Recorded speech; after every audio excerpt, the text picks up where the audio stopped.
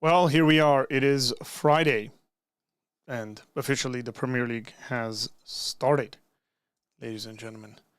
But well, it's those Manx that are playing, so we're just what's going on? Sorry for being just a couple of minutes late, actually 15 minutes late. That's because I got on a phone call and basically I couldn't just turn it off, right? So hopefully you're doing well. And you've had a pretty good week. As we here at Apologia Center, close out the week. It's been a very active week, by the way. Doesn't sound like it, but it has been one.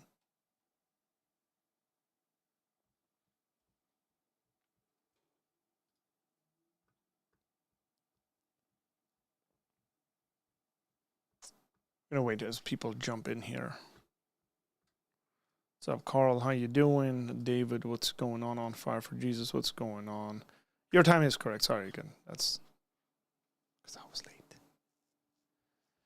Righteous through Christ. What's going on? Stop it out there. What's going on, man? How you doing? I think so far that sounds pretty good in regards to who we have on here.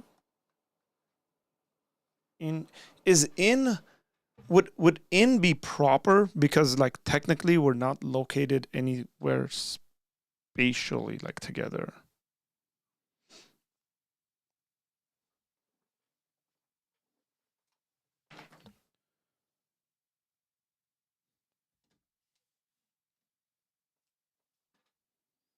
We got Twitch community folks in here. What's going on?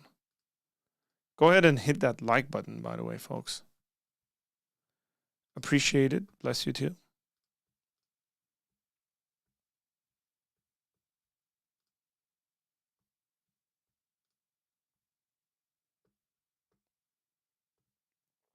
You guys, we have passed 4,650 subscribers.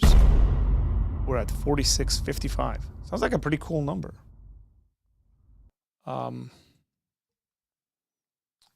And our Armenia channel actually passed 500 subscribers.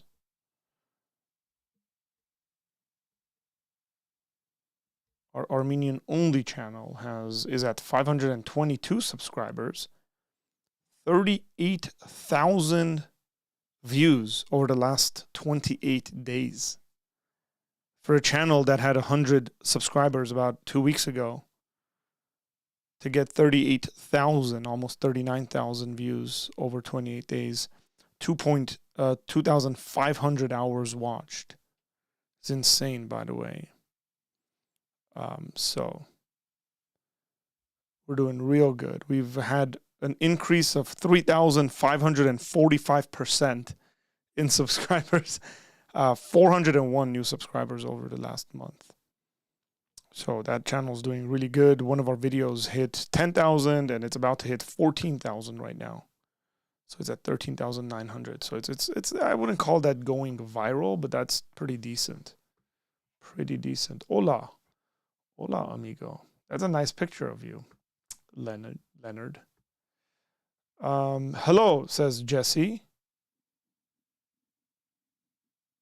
Jesse is not your real name. 100% Jesse's not your real name. How do I know Jesse's not your real name? Because you wrote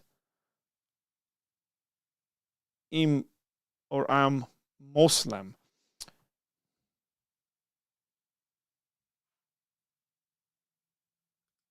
No, Simeone hasn't died. Simeone, as far as I know, is still coaching Atletico Madrid. Diego Simeone. Is he? Just playing with you, Eddie. Just playing with you. Nobody's died. Why? Why did you think? Because I'm wearing black? Come on, dude. I'm not wearing all black. Actually, I got shorts on that are like tan color, I guess. I'm wearing all because I'm Armenian, dude. Stop asking me random questions. You know the answers to these questions. Jesse is my real name. There's no way Jesse's your real name and you spelled Muslim like this. Like,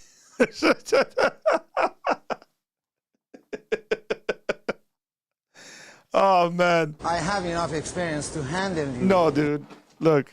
I don't know who you think you're talking to, but your mom and dad did not name you Jesse.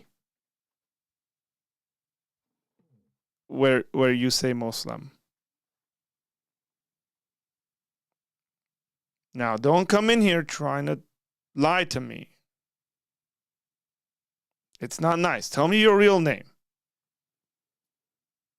Okay? My name is Arthur. My parents named me Arthur. But it's not spelled like with an H. That's, obviously in my language, there's no H in there. It's a T. It's a hard T. So it's Arthur. That's more of an international name. But again, I'm going off of Muslim. Because a person named Jesse would not write Muslim like that. So tell me the truth, Jesse. Tell me the truth. Gotta be nice here. My other pair of glasses, by the way, the big giant square ones, it was chipped, so I had to take it to the store, and then I think they're ready for me to get for me to pick them up. I think I'll go after our stream and pick those up, so I can have big gigantic glasses. The J is more of a ch, like.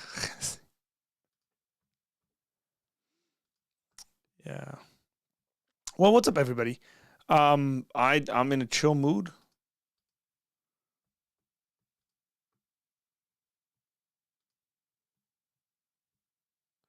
Okay, that's a pretty weird comment on my name. My name is Jesse Firdaus. I'm from Indonesia. I bet you didn't see that one coming, Mr. Apologia.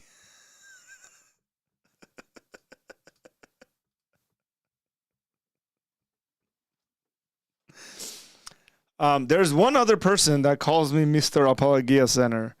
And sometimes he calls me Mr. Apologetic.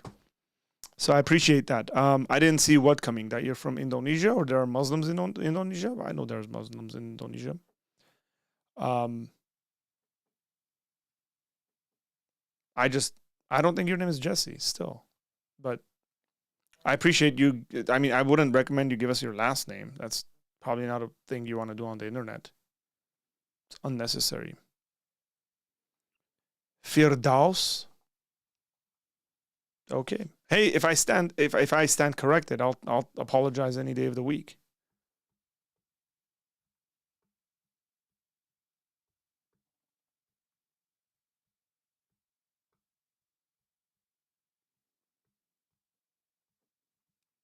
Well, nonetheless, by the way, there's plenty of people on this channel that we don't know their real names.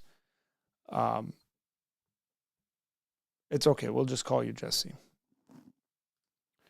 Maybe in America, yeah, Jesse, definitely not Muslim name. But here, pretty common. Hey, that's, Jesse is a common name in Indonesia. Okay, that's new news to me. I'm learning something every single day of the week. So that's really, you know what? Most popular name in Indonesia. I want to see this. This should be interesting. 20 most common Indonesian names. You said Indonesia, right?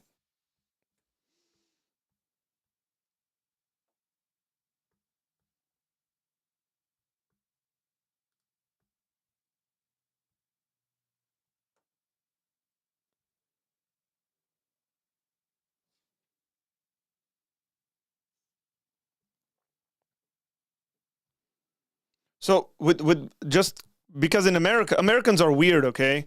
So Americans sometimes name their sons Jesse and then sometimes name their daughters Jesse.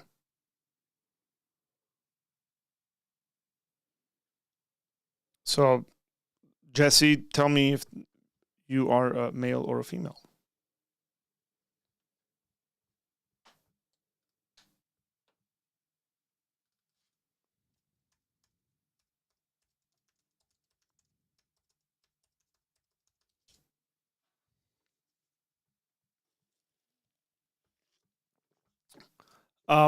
Any thoughts of writing a book?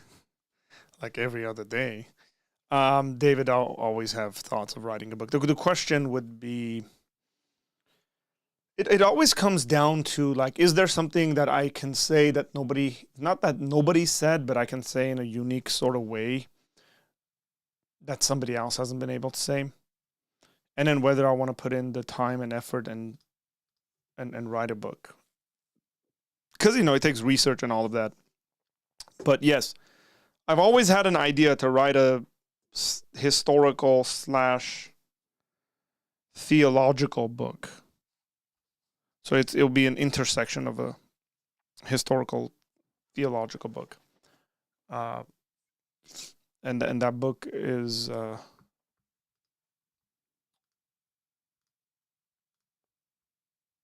well, can't say what the title would be. But it would be something like The Revolutionary God.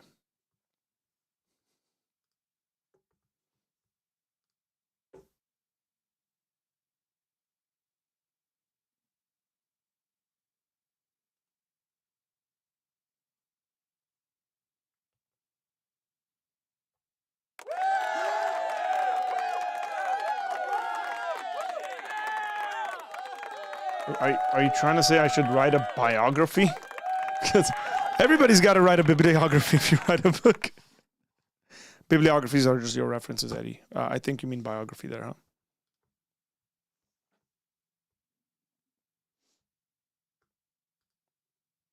This is what ChatGPT said. Yes, Jesse is not a common Muslim name in Indonesia. Well, correct. Names like Muhammad, Ahmed, Ali, and others are more prevalent among Muslims in Indonesia. Jesse is not traditionally associated with Islam. I don't need ChatGPT to tell me Jesse is not associated with Islam. Come on, dude. But I'm looking at like the 67 Indonesian boy names. Abisa, Adiarsha. I hope I'm pronouncing these right. And my mic picks up airplanes flying by. Adika, Aditya, Agung, I think that's Ahmad, Aziz, Anga. That sounds like Arif. That's cool.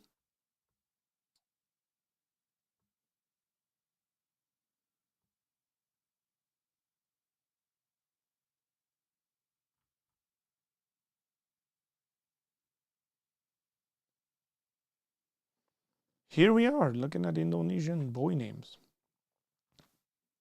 which have been like to me. Reza. That is interesting.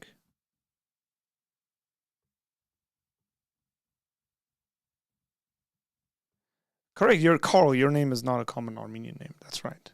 Yes. I'm surprised that Indonesians actually, because Reza is a Iranian name. It's a Persian name, but they. Interesting. Taman. That's a cool name.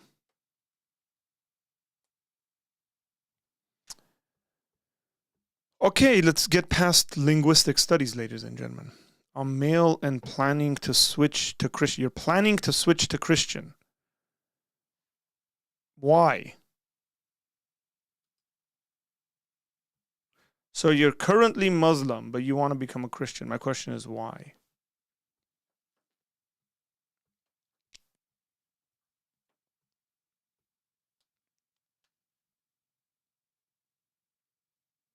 Those are Hindunese names? Okay.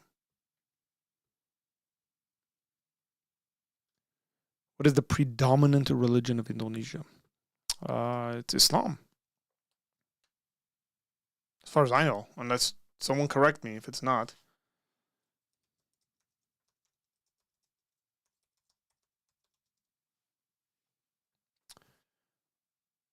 So 87% of Indonesians declared themselves to be Muslim. 7% Christian. Indonesia has the largest Islamic population in the world.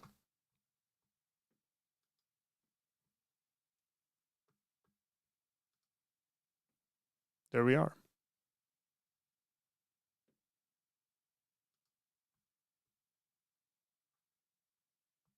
The largest Muslim population in the world is Indonesia.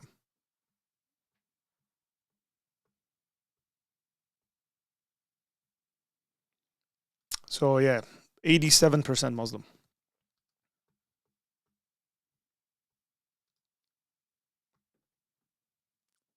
Anybody want to go become a missionary to Indonesia? I would suspect because of culture, Indonesian Muslims, I mean like ethnic culture, Indonesian Muslims will be very different than Middle Eastern Muslims. That's a guess I have.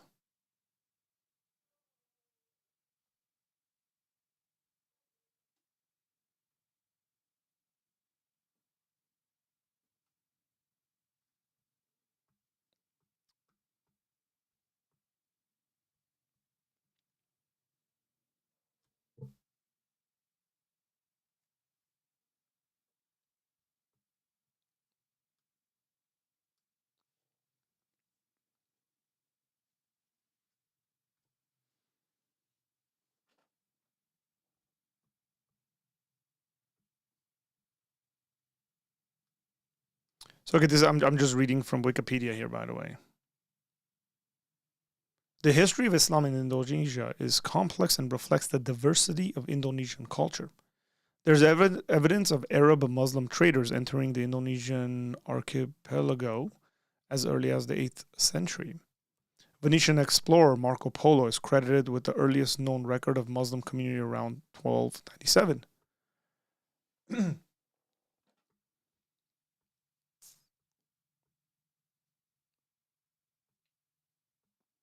Samarkand. Oh,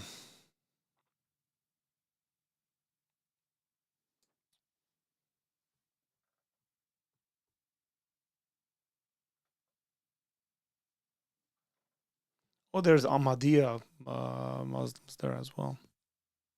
Interesting.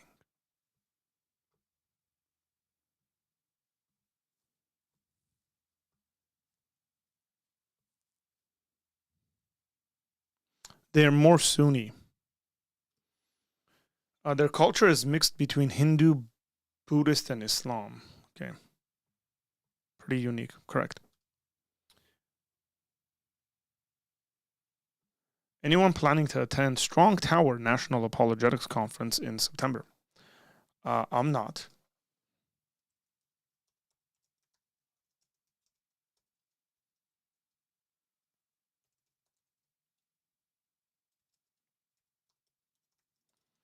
I'm already going to be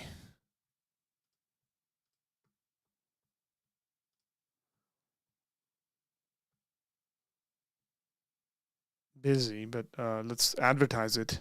Why not? Not going to be there, guys, but you can do it online and in person if you want to. That's September 10th to the 12th. I'm very busy that weekend, even if I wanted to. But it is put together by the Ministries to Muslims Network in the USA. And here are the individuals that are involved in this.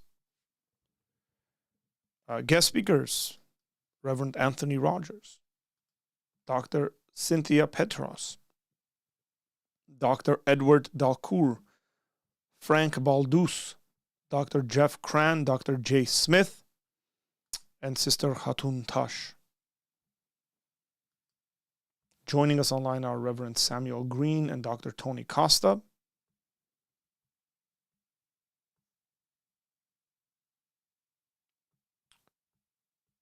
For some reason, I thought Dr. David Wood was going to be involved in this. Friday, Saturday, Sunday.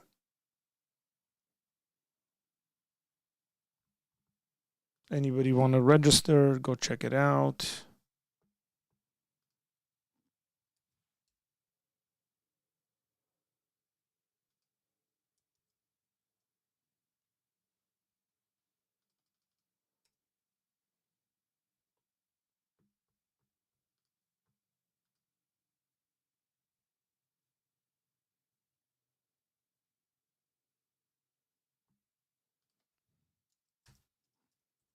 Sure, you can learn quite a bit.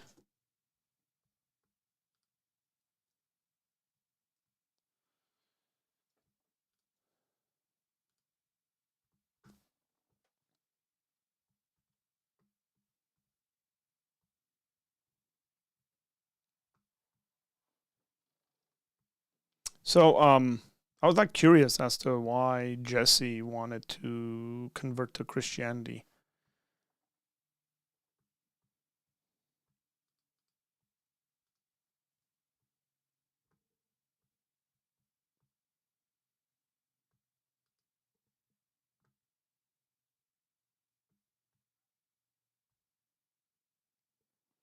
By the way, just to point this out, because there's a comment that said something about Hindu, Buddhist, and stuff. Indonesia has a larger Christian population than Hindu, Buddhist, Confucian, or folk all combined. There's about 10% of the population is Christian. Everything else, Hinduism is like 1.7%, and Buddhism is not even 1% of the population.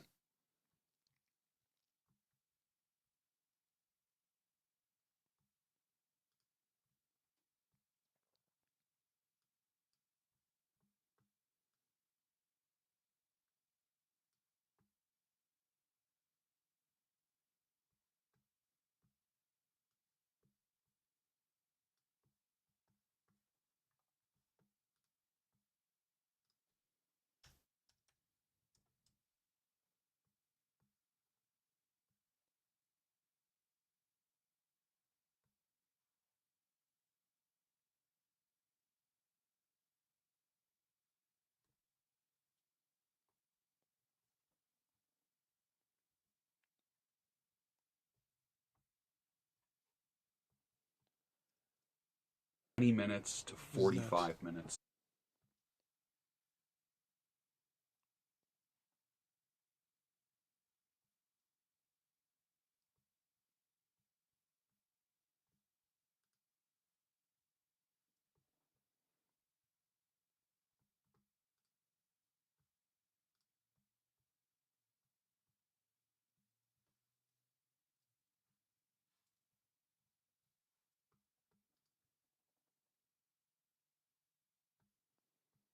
Y'all are fairly quiet today, actually. Or we don't have the talkative ones in here. We usually. How about we do this, man? I just wanna. We'll drop this in here. I know it's not meant to be, but I'm realizing. Oh, why not? We'll pin this. If you want to call in, there's the link.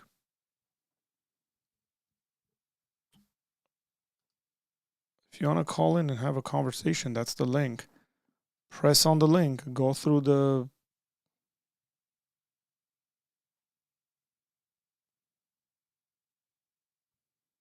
prompts that it gives you.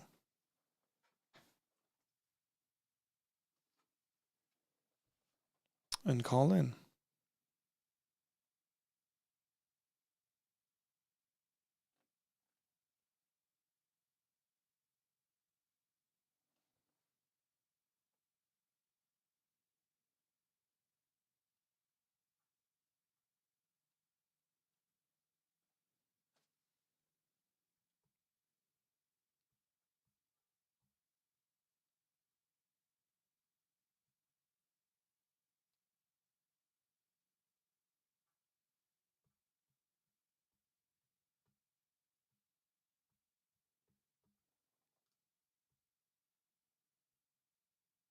Because I didn't put it up.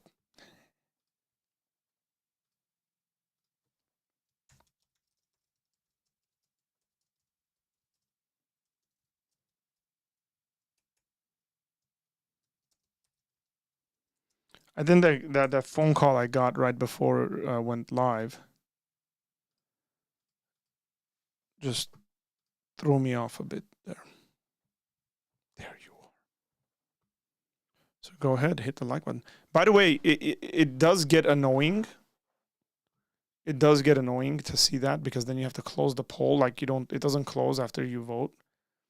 But 100%, it's effective. You have that. People actually hit the like button. 100%. Men of Winter, what's going on, man? Question. When you were in school and had to learn and memorize different ideas, how did you do that?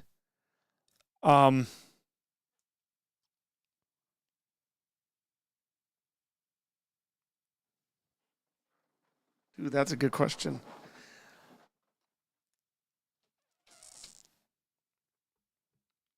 Like, I'm assuming you mean when I was in school and I had to, like, different theological ideas, different philosophical ideas, like, here's this view and here's that view and what they mean and stuff like that.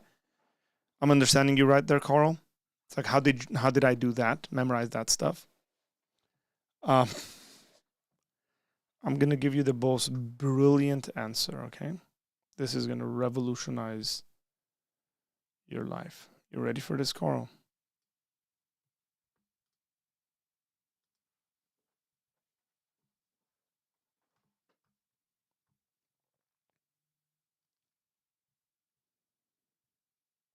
Should put a heartbeat here.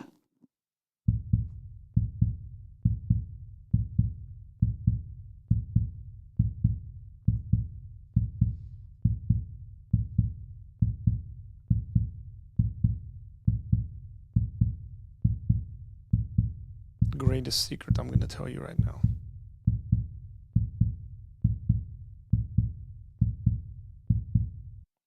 I have no idea.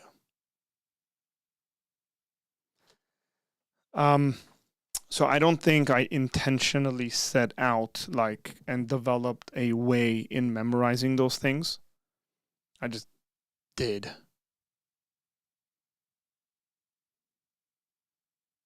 But I will tell you, based on educational theory, how this stuff works. One of them is what Michelle is saying here. When I went through nursing school, I wrote it out. Really helped over just listening. If you just listen to stuff, you're going to remember the least. If you listen and write stuff down, it's going to help more. If you listen and write stuff down and then teach it yourself, you end up having like 70% retention. So I would say, no question about it, me having the opportunity to teach at church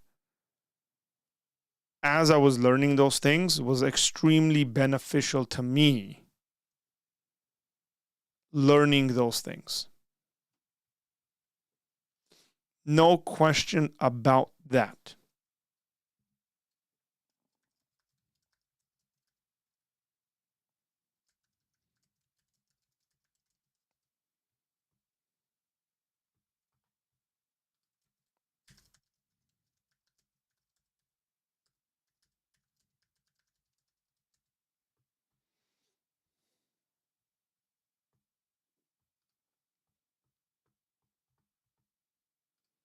Handwriting over typing notes has shown to be better. This is true.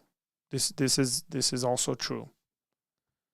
So I prefer to actually write stuff out. This partly, by the way, this is why you see this. Like, I'm like jotting down notes as I'm talking to a lot of you guys. Like this just has stuff in it, and then I rip it up and throw it in the trash. Like, unless it's important enough for me to keep it. But even in conversations, if I want to say something, I'll handwrite it. And because I like to handwrite things, I bought this device, which is a electronic device, but it functions very much like a pencil or a pen or a notepad, called Remarkable. And I use that all the time. And so even in conversations with people, over typing it out, the cool thing about it is this. It has a feature. You handwrite stuff out, and then you can actually convert that to typed text. So like I can export it as an email and it'll come out as typed. Assuming your handwriting is not some weird doctor handwriting.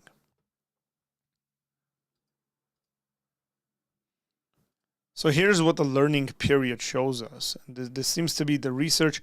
I wouldn't say like it's exactly the numbers that are shown here, but this is what it looks like in regards to learning info, okay? So, lecture, you're learning 5%. This is average stuff, okay? Reading, audio visual, demonstration, discussion, practice, doing. So you learn and then you put it into practice, and then teaching others. So I don't think it's as high as 90%, but I think it's definitely above 70%. Okay. And that's just insane. Now let me tie this in, guys. I'm going to tie this into Christianity.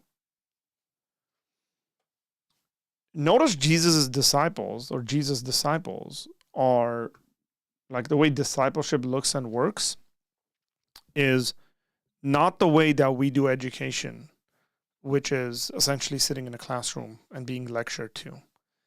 Jesus is very regularly teaching, right? So Jesus is teaching, demonstrating, and also allowing his students to practice that stuff, and tells his students to go and teach others. This is what discipleship in the Christian life should look like. If you are being discipled, means you're being taught, and you're being taught in the lecture format, you're being taught in regards to reading, audiovisual, I'm not very sure about that, but there's some demonstration, hopefully, of life happening and people showing you things, and then having discussions. So we gather and learn quite a bit of stuff through discussion. This is why I like Bible studies to be discussion oriented. Bible studies are a lot better when they're discussion oriented rather than lecture oriented. And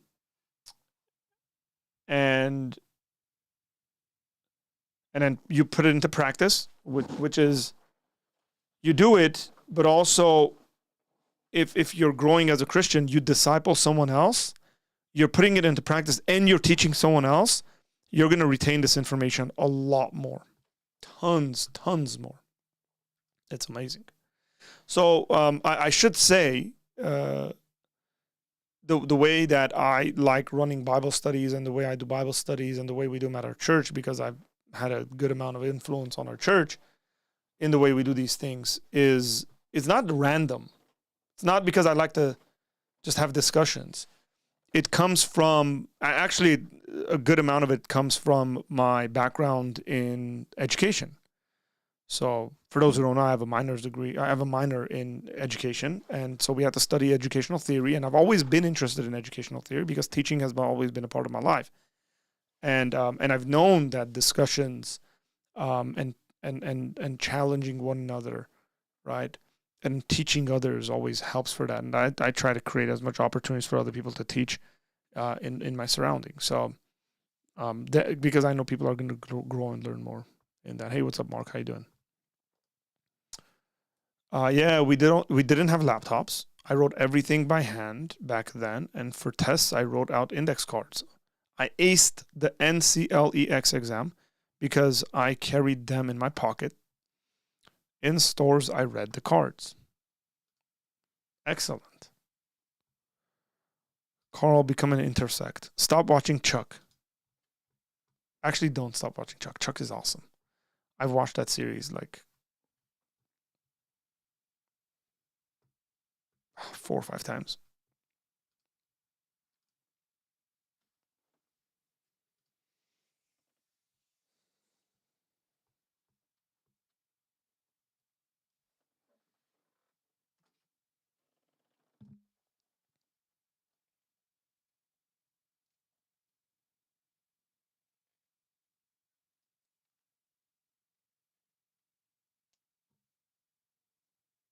There's a video that was just put out today, considering that the other day somebody came in my chat who was Jewish, who was asking me if I know Rabbi Tovia Singer.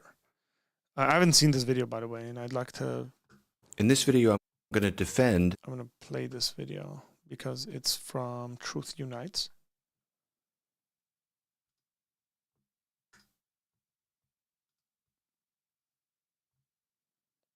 So here we go.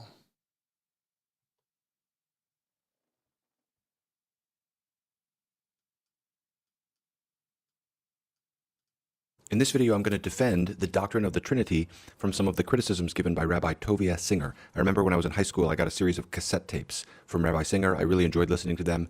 He's very intelligent, very powerful speaker. Singer argues that the Trinity contradicts the monotheism of the Hebrew Scriptures. I'm going to refer to what Christians call the Old Testament as the Hebrew Scriptures for this video.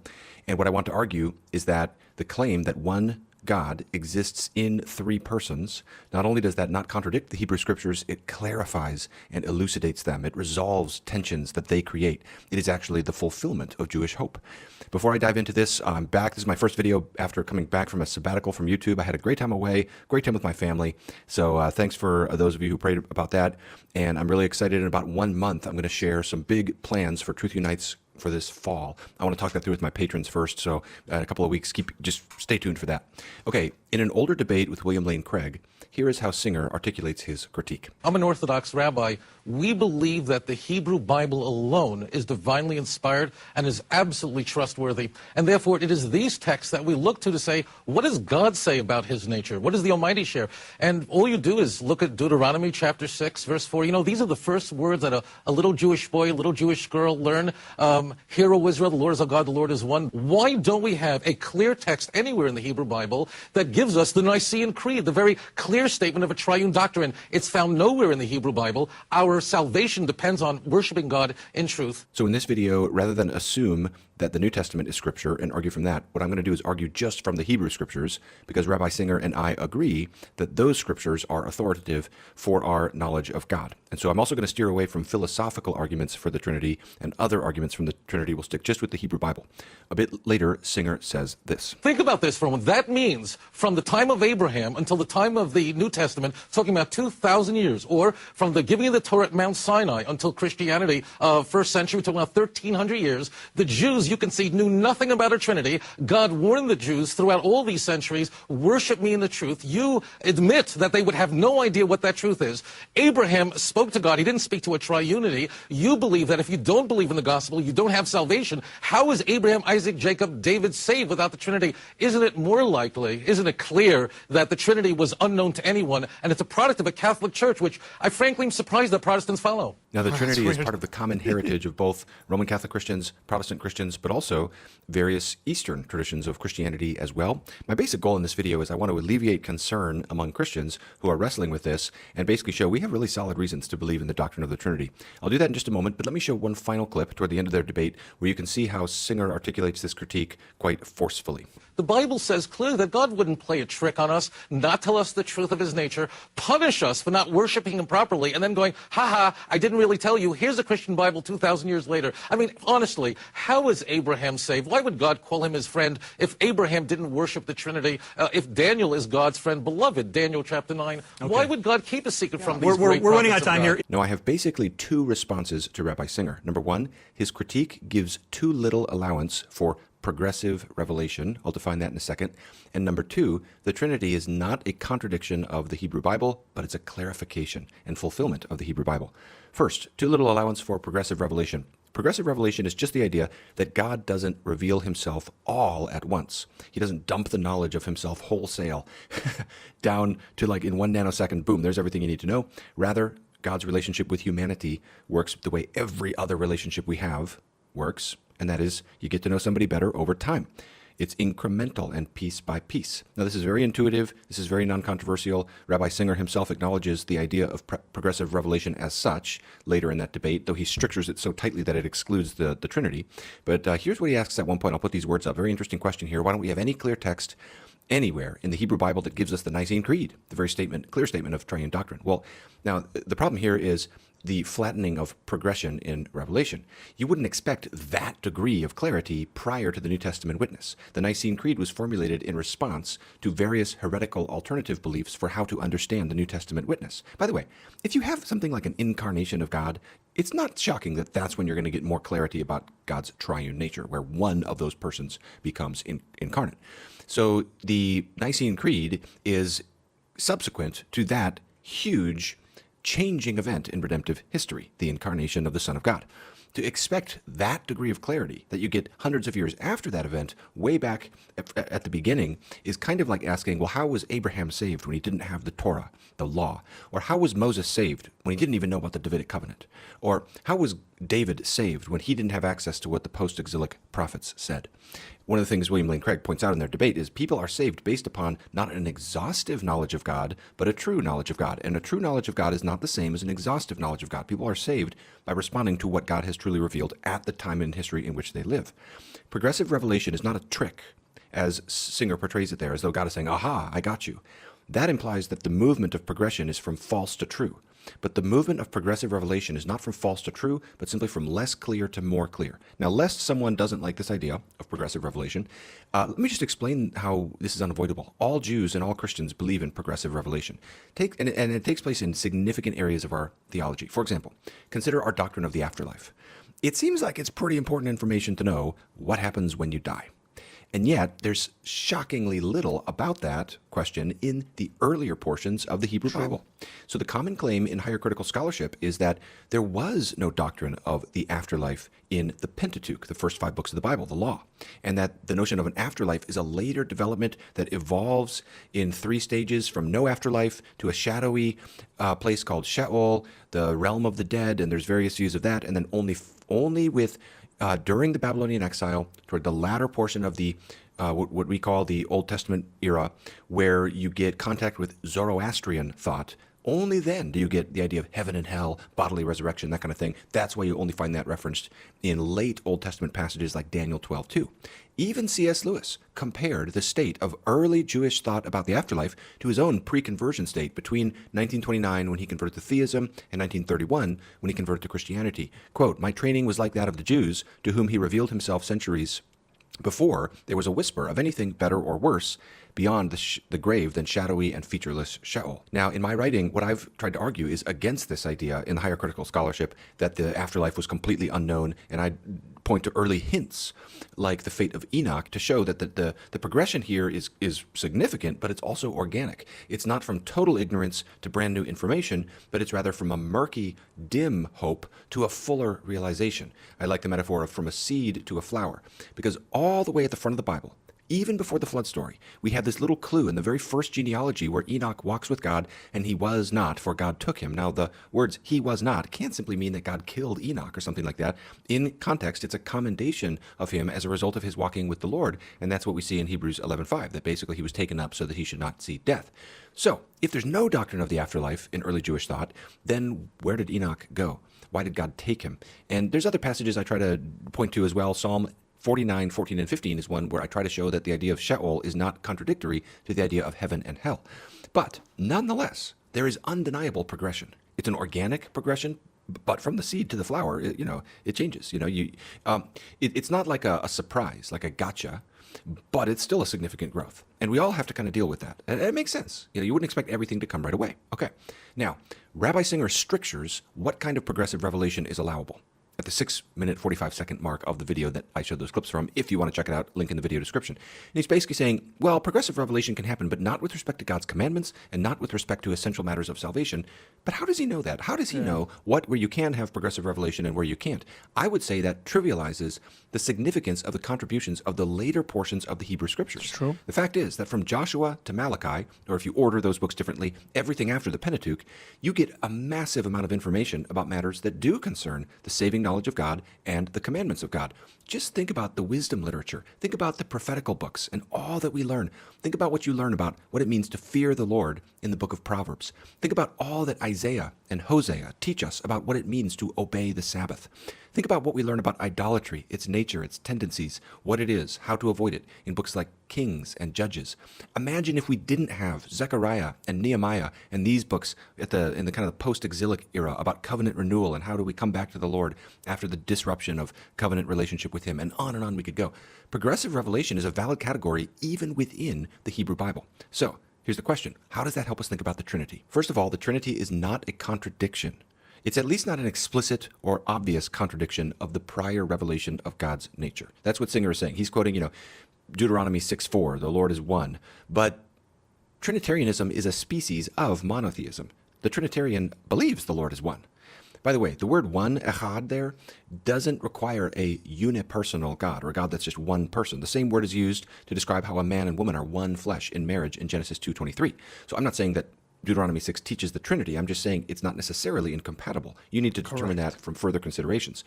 The only absolute and clear contradiction would be if the Hebrew Bible said God is not three persons or God is one person. But it doesn't say that. It just says God is one or one being or there is one God. A Trinitarian agrees with all those kinds of statements. Okay, but not just is it not contradictory. Here's the question. Is this plausible? Can you see Trinitarianism as a kind of plausible, seed to flower kind of relationship? Is it a plausible progression of the revelation of God? Yes. Yes, very much so. Here's why.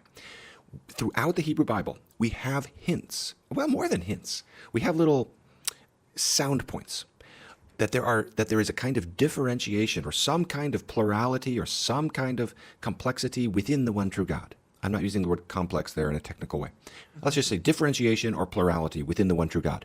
And the New Testament revelation of God as a Trinity relates to those hints as a flower relates to a seed. It's like from when the sun starts to rise to the full noonday sun where you see more clearly. If you had explained the doctrine of the Trinity to thoughtful, informed, Bible-reading saints throughout the Old Covenant era, as we call it as Christians, I believe they would have replied, oh, that explains a few things, or that explains a lot of things, rather than just rejecting the idea. Let me justify that. Let me give 6 examples. Some of these I've mentioned previously in a video I put out in response to Michael Lofton on No Salvation Outside the Church. I'll add a couple new ones here. Again, I want to clarify. The claim is not that these passages explicitly teach the Trinity. The claim is they are perplexing and enigmatic until you have the Trinity. In other words, they're the seed, and the Trinity is the flower. The Trinity is a resolving of tension, not a creation of tension. 6 examples. Number 1, there's this peculiar figure throughout the Old Testament frequently called the angel of the Lord. He pops up all over the place, and he seems to be portrayed as a divine figure. For example, he receives worship. In Joshua 5, most people think this is the same figure called the commander of the armies of the Lord. And basically, not only does he receive worship, but the ground is made holy because of him, such that Joshua has to take off his sandals. This is a clear echo of God's revelation of himself to Moses in the burning bush in Exodus 3. There's lots of echoes between Moses and Joshua throughout the book of Joshua, showing Joshua as the new leader of God's people after Moses. And yet, this isn't just a straight-up theophany either, because this figure is referred to as a man. He appears to come in a human-like form. He's got a sword in his hand, and he has the title, the commander of the army of the Lord, which seems to differentiate him from the Lord, because he's the commander of the armies of the Lord. So you say, who is this guy? Who is the angel of the Lord, or the commander of the armies of the Lord? Well, some say it's an angel, and there's not just one view on this, even among Christians. There are plenty of Christians you can find who will say it's some kind of angel, but the Hebrew Scriptures make it plain that only God is to be worshipped. So most Christians see this as some kind of pre-incarnate manifestation of the Son of God. I'll put up Matthew Henry's way of putting this. This is a very common view. At the very least, even if you reject that, there's some kind of plurality or differentiation within God. Until you get the Trinity, things like this are quite complex or quite perplexing. And this is what we're going to see with so many of these messianic passages. I'll put up number 2 is Psalm 110. Same kind of deal here. You have this kind of puzzling differentiation within God.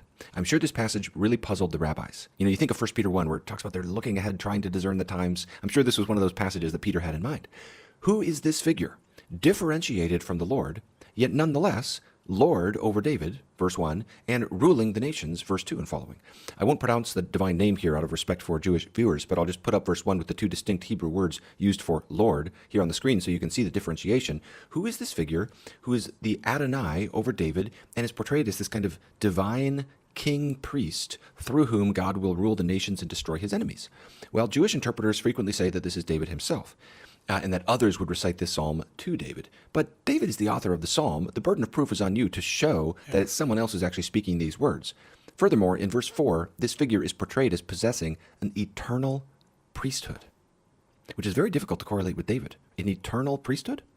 This is, of course, the argument Jesus himself makes. David calls him Lord, that is the Adonai, in Psalm 110:1, so how is he his son? Third example, very similar, Zechariah 12:10. This is a fun one. It must have been, again, very perplexing because in context, the speaker here is the Lord. He's the me who is pierced. And the Hebrew word for piercing here implies a piercing that results in death. So you just wonder, this is a tough passage. I wouldn't put all my eggs in the basket of this one passage. But so you who is pierced. And so the passage says, and I will pour out on the house of David and on the inhabitants of Jerusalem a spirit of grace and pleas for mercy, so that when they look on me, on whom they have pierced, they shall mourn for him as one mourns for an only child, and weep bitterly over him as one weeps over a firstborn. Interesting. Hebrew word for piercing here implies a piercing that results in death. So you just wonder, I mean, this is a tough passage. I wouldn't put all my eggs in the basket of this one passage, but I think it's a strong sounding note.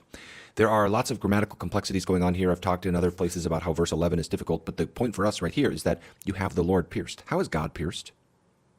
Well, obviously, if you have a divine crucified Messiah, that kind of makes sense. And that's what you see the New Testament making that connection in John 19:37, as well as probably Revelation 1:7. I think it's justified to see this because Zechariah actually often will have cryptic messianic verses that are kind of embedded within. There's all kinds of complexities to prophecy. We won't really get into here. I'll put up a few other examples, but the point is simply this. Until you have the idea of a divine Messiah who's crucified, once you get that idea, this passage makes perfect sense. Until you have that, it's very perplexing. Another prophecy of a divine Messiah is Isaiah 9:6, where among the titles by which the Messiah is lauded is El Gibor, or mighty God. Now, Jewish interpreters will often say that this refers to King Hezekiah, because that's what the name means, mighty God, or you could translate. Jewish interpreters will often say that lauded is El, where I just remembered I watched a video the other day, yesterday, I think, that was dealing with this passage, and it suggested something that I don't know whether it's true or not about the way this is communicated in the Hebrew translations. And I was like, I should look at that. So this is a reminder for me to look at this. Okay. It's always difficult reading from the wrong side, but so that's 9:6, right?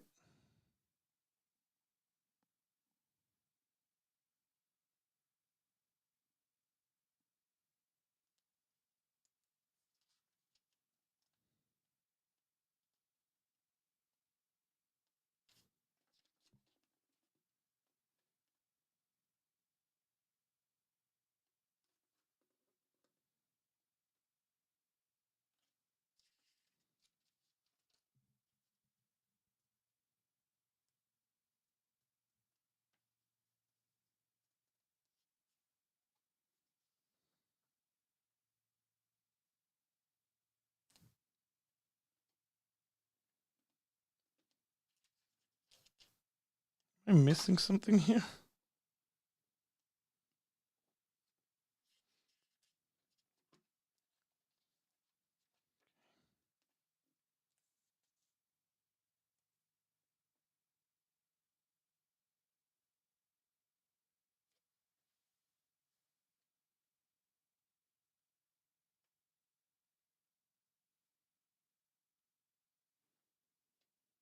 I think this is verse 5 in the Hebrew text.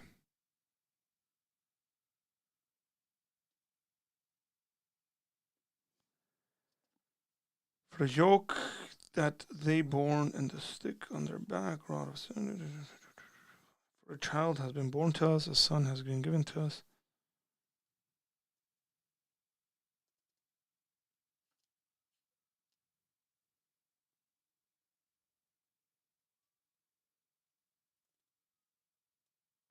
Okay, so the claim was essentially that it wasn't translated into English. And it is. And yeah, so that's what I want to look up. among the titles by which the Messiah is lauded is El Gibor, or mighty God. Now, Jewish interpreters will often say that this refers to King Hezekiah, because that's what the name means, mighty God, or you could translate it God strengthens. But this is a very forced way, I think, to get around the plain language, because in context, mighty God is one of 4 appellations, or mighty God. Now, Jewish interpreters will often say that this refers to King Hezekiah, because that's what the name means, mighty God, or you could translate it God strengthens. But this is a very forced way, I think, to get around the plain language, because in context, mighty God is one of 4 appellations, not just telling us his name, but telling us his greatness and describing his reign and his saving activity for God's people. Why would you have one title that tells you his name and the other 3 are describing his saving activity? It just looks linguistically like the Messiah is called God. There's a great commentary on Isaiah that talks about these other translations that try to get around this. And he says translations like godlike hero are linguistically improbable, sidestepping the implication that the Old Testament looked forward to a divine Messiah. Beyond that, with all due respect to Hezekiah, it seems pretty exaggerated to apply to him the titles Everlasting Father or even Prince of Peace, especially in light of the terrible self-centeredness that Hezekiah shows in Isaiah chapter 39. Is he really the Prince of Peace who basically provokes judgment of God upon future generations? Hezekiah was a great king, but he's not the Everlasting Father, not the Prince of Peace. And he's certainly not the mighty God. Number 5, Psalm 45, another messianic psalm, another instance of a kind of differentiation within God. If God is one in a strict Unitarian sense, who is God's God?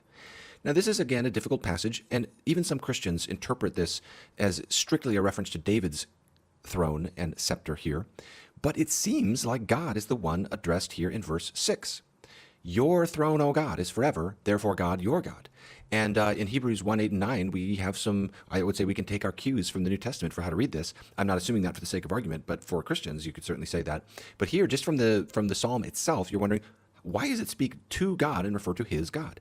Well, Christians see this, of course, as a reference to the Son of God, the Messiah, Jesus Christ. If that's wrong, you have to find some other way to explain who is God's God, or some other way to read the passage. It's very perplexing without that. It's like a seed. You're wondering, what is this going to blossom into? Last example, Micah 7:9, the prophet says, he will bear the Lord's indignation until he, that is the Lord, pleads my case for me. The Puritans used this passage to explicate the doctrine of Christ's intercession. But in terms of strict Unitarian monotheism, to whom does God plead?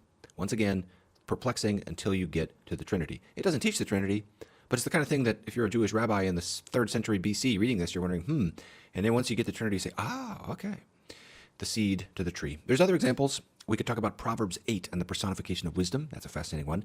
Abraham's 3 visitors in Genesis 18. Again, when you have figures worshipped, you have to take that seriously.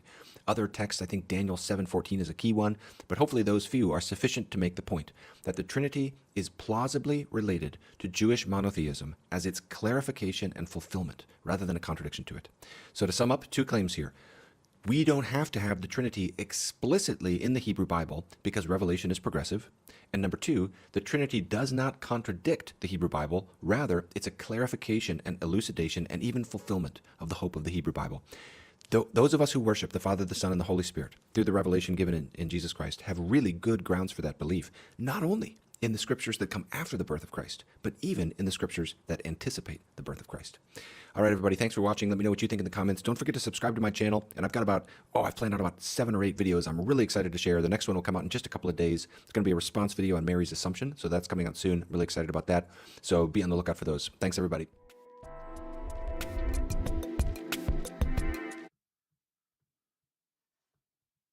Okay. Thank you.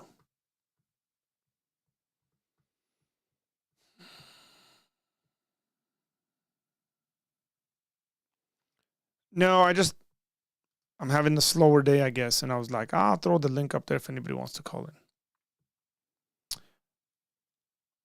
What's up, Isaac? Hey, Arthur, I saw you on God Logic channel. Thought you were great on there. I appreciate it, Isaac. Thank you very much. Looking forward to checking out your material. Peace of Christ be with you, brother. Hey, God bless you too. Thanks for being here. Appreciate it.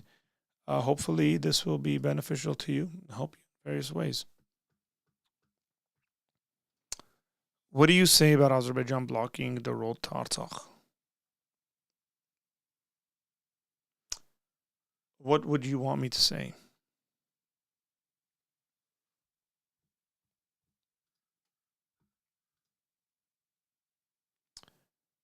It's evil. It's has been bestowed on you. Disgusting.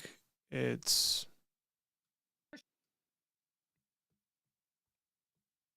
anything you can say of that sort. I'd say, yeah, I agree. It's genocidal.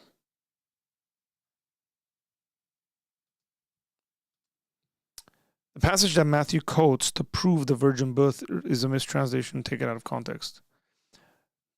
Tell me how. Tell me how it's a mistranslation and take it out of context.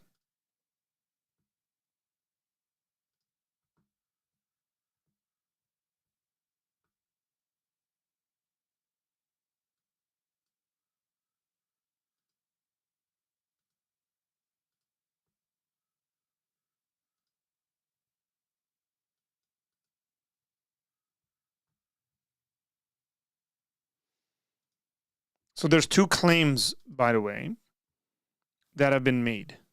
So just for us to know what we're talking about. First is that whatever Matthew quotes to prove the virgin birth is a mistranslation, is the first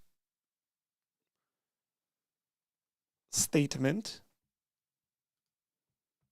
So it's a translation error. The second one is that it is taken out of context.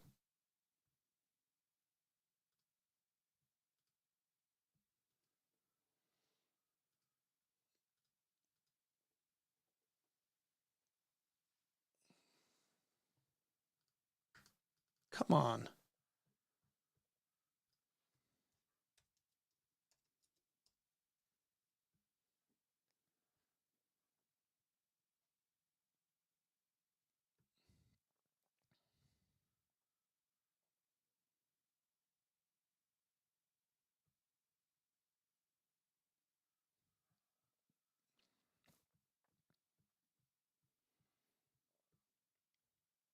So you have two propositions you got to defend. Number one, you got to prove how it's a mistranslation. Number two, you got to prove that it's taken out of context.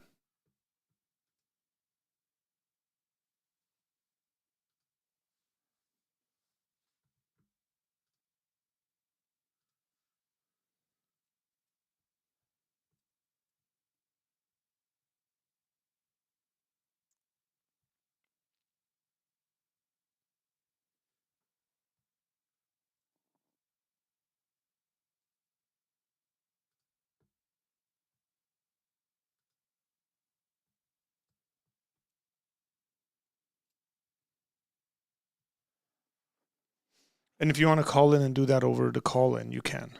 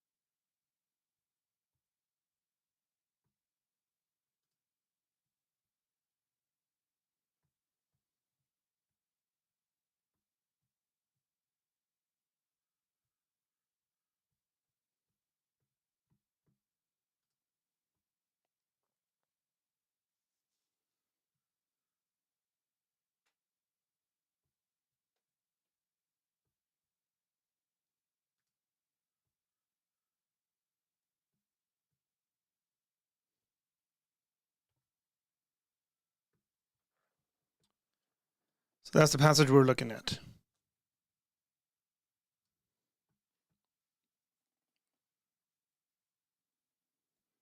Hang on. Relax. The passage says, Behold, the virgin shall conceive and bear a son, and they shall call his name Emmanuel.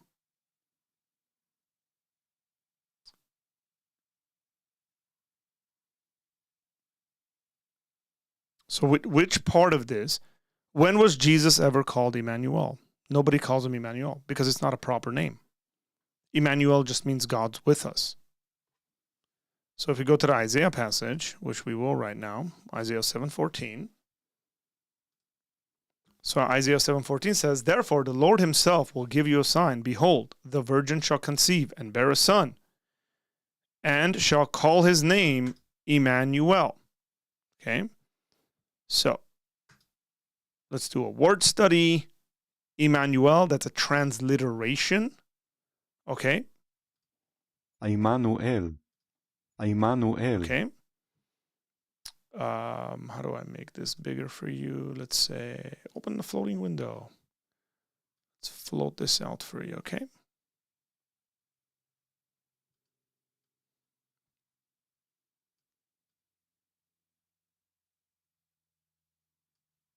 Here's the word, Immanuel. That's the Hebrew of it. I don't read Hebrew. Okay. Translation. Transliteration. Immanuel.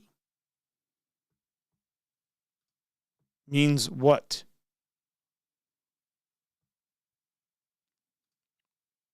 What was...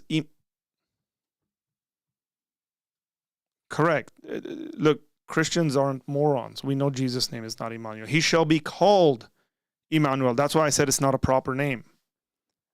So, what does Emmanuel mean? Emmanuel, what does it mean? Remember, you said it's a mistranslation, and it's not, because it is a transliteration. Emmanuel means God with us.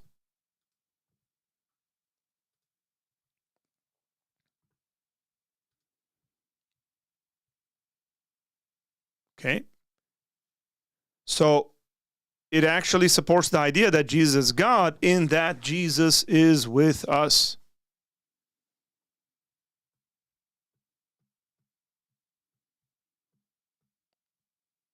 So God with us. So again, how is that a mistranslation?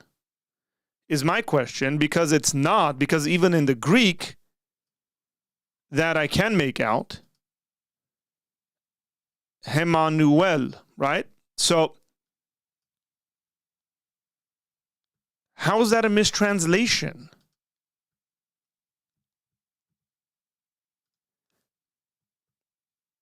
So let's go back to Matthew. Remember, you've made two claims. Number one,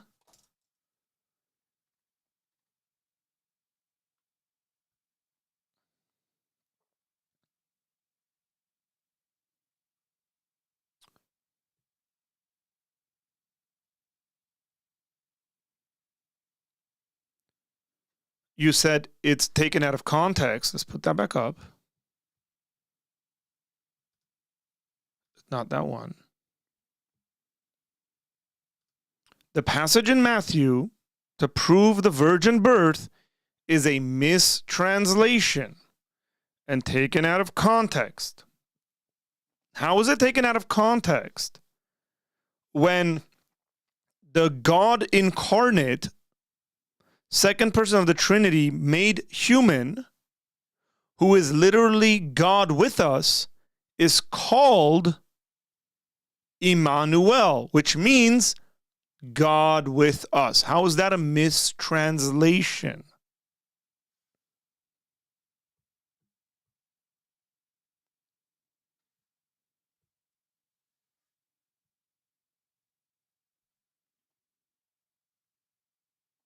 It's not complicated. I'm just asking you, how is it a mistranslation?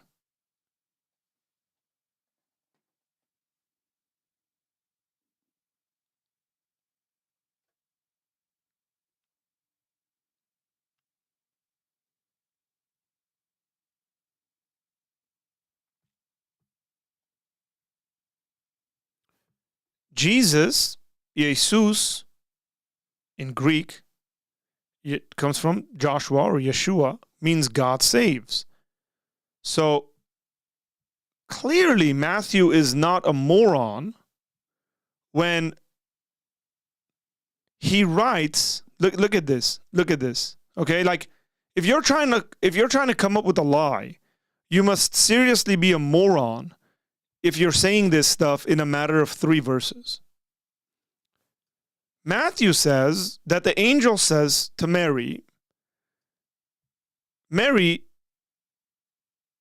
to Joseph, son of David, do not fear, take Mary as your wife, because that which is conceived in her is from the Holy Spirit. She will bear a son, and you shall call his name Jesus, Yeshua. For he will save his people from their sins, because his name means God saves, Yahweh saves. All this took place, Matthew says, to fulfill what the Lord had spoken by the prophet. Behold, the virgin shall conceive and bear a son, and they shall call his name Emmanuel. And you think that in your brilliance and magnificence, you were able to see something that Matthew, in writing this lie, let's just suppose, didn't catch himself because he's such a moron that here he said, we're going to call his name Jesus, Yeshua, and here he says we're going to call his name Emmanuel. Like, Matthew's such a moronic person where he doesn't catch himself contradicting himself, that he says, the angel says his name was to be Yeshua, but also this was to fulfill what the prophet said in that he shall be called Emmanuel. Unless Matthew knew very well that the passage he's using from Isaiah is to get this idea across that this is God with us, God present with man. That's what Emmanuel means, and it's not a proper name. But the proper name of this individual is God saves, because God will save his people through him, Yeshua, but he will also be called God with us. What do we call Jesus? Oh, the incarnate Son of God, God with us. Thanks for playing. So it's not a mistranslation. You haven't proven it's a mistranslation, by the way. And you haven't proven that it's taken out of context, because the very context supplies us with who is this child that's going to be born who will be called God with us. Who's fulfilled that remotely in all of Scripture? That this is God with us, other than the incarnate Son of God, who is by nature God and by nature human, and therefore God with us. So again, you got to prove a couple of things. Okay, now we're going to move on to another part. The original Hebrew is young woman. Okay, Matthew is quoting from the Septuagint, a Greek word meaning virgin, correct? So here we are, right? That's the word. Here's the Greek, right? Believe that's the word.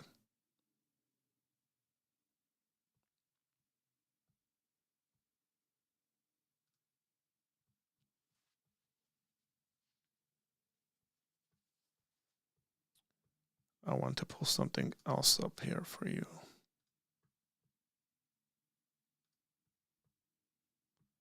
Let's do this. This will be better.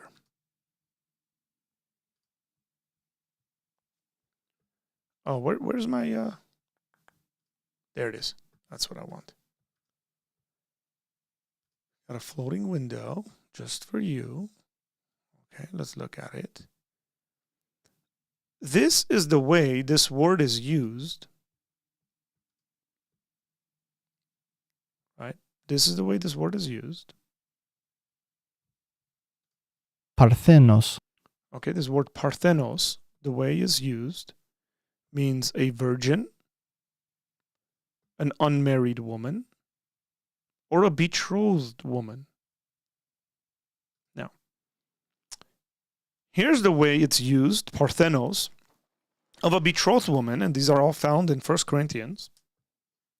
So now concerning the betrothed, literally in the Greek, the word is used as virgin. Right? The unmarried woman, this is used in Acts 21:9, only once in the New Testament, it's in this context. He had 4 unmarried daughters. And it literally says he had 4 virgin daughters. Okay?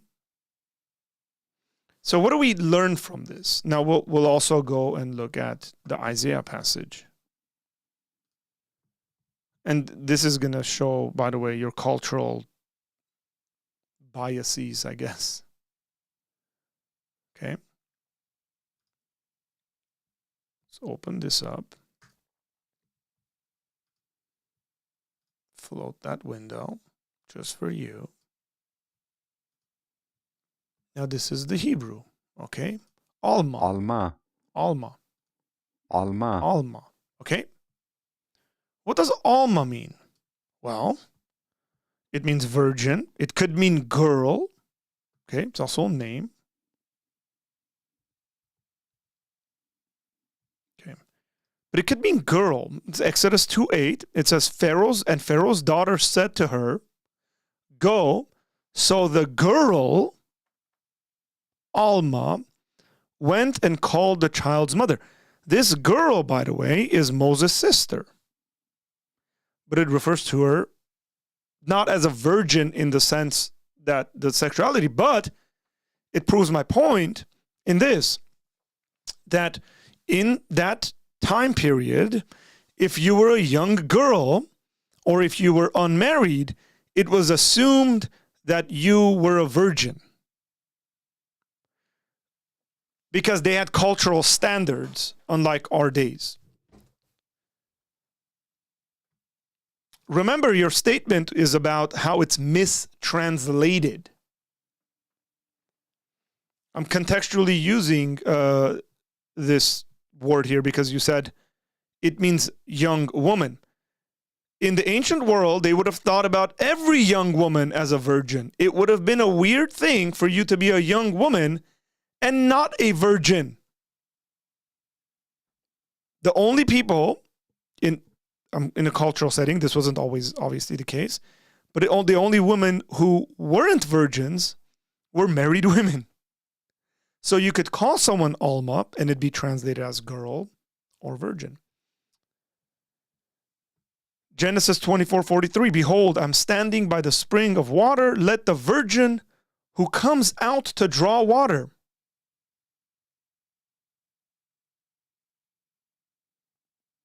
In Genesis 24,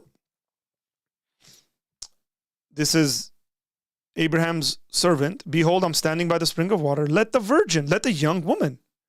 But she's a young woman and she's unmarried, therefore she's a virgin. She hasn't had sex. Again, this isn't complicated stuff. It's not a mistranslation. It gets translated as virgin or young woman because this word implies multiple things. As a matter of fact, if you look up here, it says lass, veiled, damsel, maid, virgin. That's the ways this can be translated in certain translations. So if you're British, maybe it's translated as lass. Proverbs 30:19. The way of an eagle in the sky, the way of a serpent on the rock, the way of a ship on the high seas, and the way of a man with a virgin. Song of Songs 1:3. Your anointed oils are fragrant. Your name is oil poured out. Therefore, virgins love you. Unmarried women love you. I can go on all day with this. The reality is that it's not a mistranslation, as a matter of fact. I don't know where you heard this, by the way. It's a very lousy argument. So, contextually, is Mary a virgin?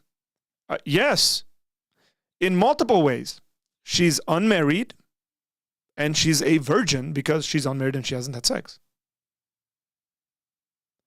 And if we're going to look at the Isaiah passage, that a virgin will give birth, right? And that's a reference to a young woman. There's nothing wrong with that because the same word is used in that context. So how is it a mistranslation?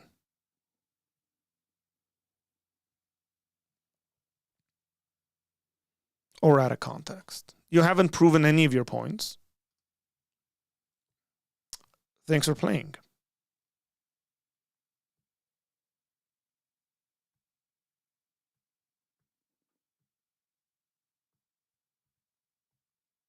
I'll get to some of the other questions, by the way, guys. Just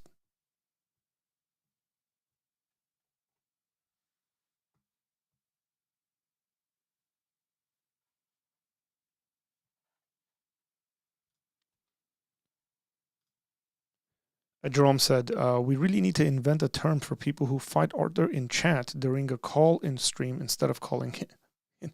Jerome Robinson, we have lives. We do not get paid for this. My kids are playing next to me. I cannot just call in. That's fine. This is our downtime. It's all good.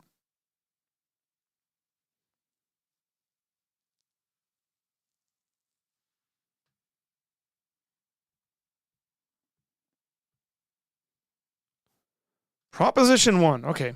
Jesus was not called Emmanuel. Jesus is called Emmanuel. He is called God with us. Why is that so difficult for you to see? Emmanuel means God with us. Jesus is literally God with us. Here's what you're hung up on. His name is not Emmanuel. Okay? But name and title get interchangeably used all across the ancient world. So if you refer to Augustus as Caesar, that's not his name, but that's his title. And he is Caesar. And if you said, there will be one who reigns over Rome called Caesar, and you come to me and you say, no, his name was not Caesar, it was Augustus. That's a false statement. My response would be, yeah, he's called Caesar. He's named Caesar, even though that's not his proper name. So proposition 1, you have failed to prove your point because it's not a proper name. Just the bottom line. Number 2, proposition 2, it's a mistranslation. It's not a mistranslation. Is it translated other than what it says? Young woman or virgin, because that word could mean both of those things. How is that a mistranslation? Like a mistranslation would be, the word means cat, and it's mistranslated to dog, right? So the actual word means cat, but they translated it as dog. That's a mistranslation. Translating Alma as virgin, young woman, lass, all the other translations I showed that one word Alma could be translated as is not a mistranslation. It's all included in that word because words with it need to be translated within their context. That's how words work. So it's not a mistranslation. You're wrong there as well. And it's not out of context because Jesus is called God with us because he is God with us. And the virgin who is unmarried and a virgin ends up getting pregnant and giving birth. How's it out of context?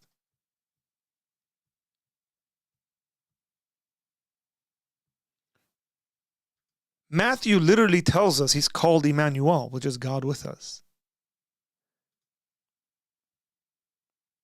Okay, here we go. Here's how it is out of context. A young woman will soon give birth to a child.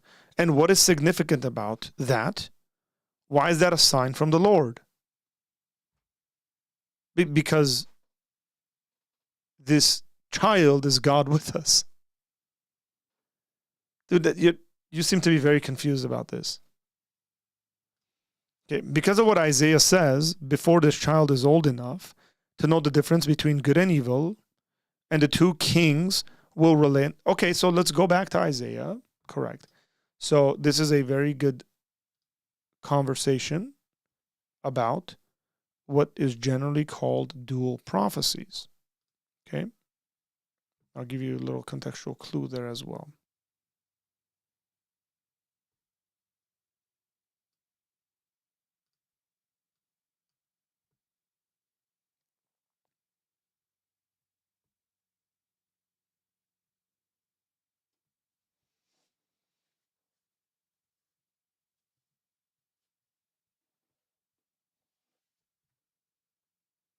Because, let's see.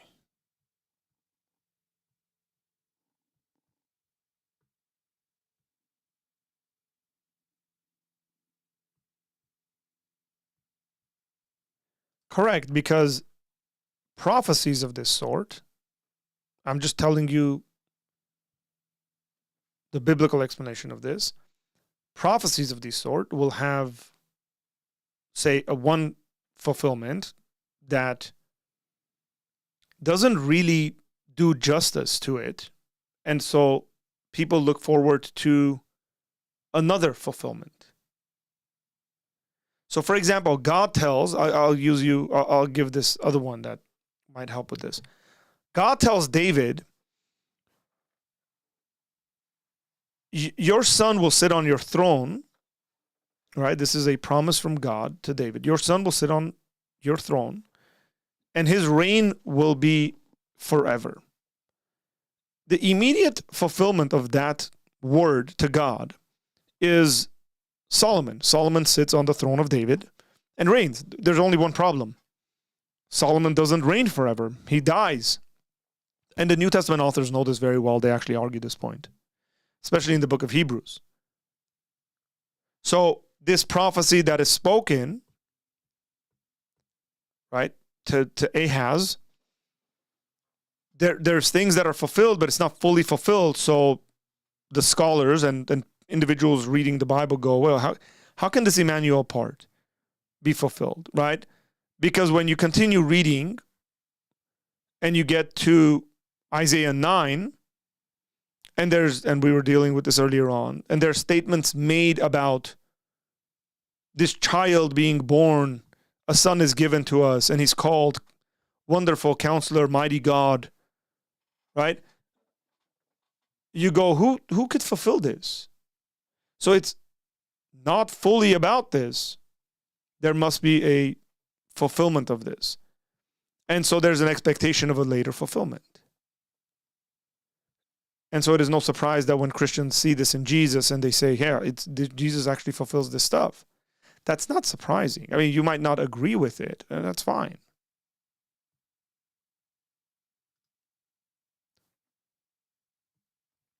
But don't say it's a mistranslation, because that's incorrect. It's not a mistranslation. So again, remember, you said it's a mistranslation, and it's out of context, and you said Jesus isn't called Emmanuel. Jesus is called Emmanuel. He's called Emmanuel in Matthew chapter 1. Because he's God with us.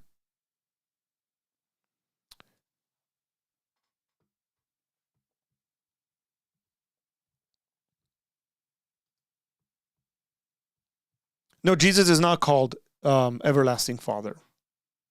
Not to my knowledge.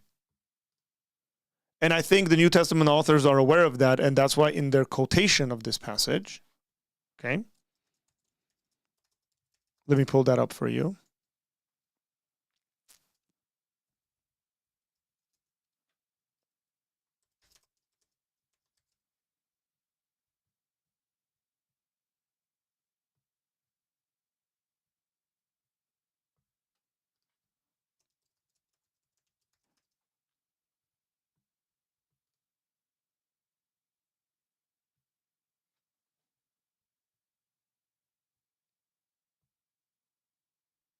The New Testament authors are aware of what's going on there theologically, and so they don't quote that passage into it.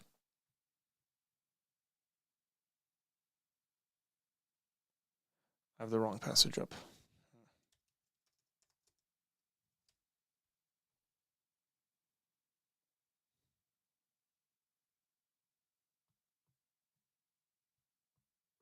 By the way, just to reflect back on this a little bit, notice what happens here.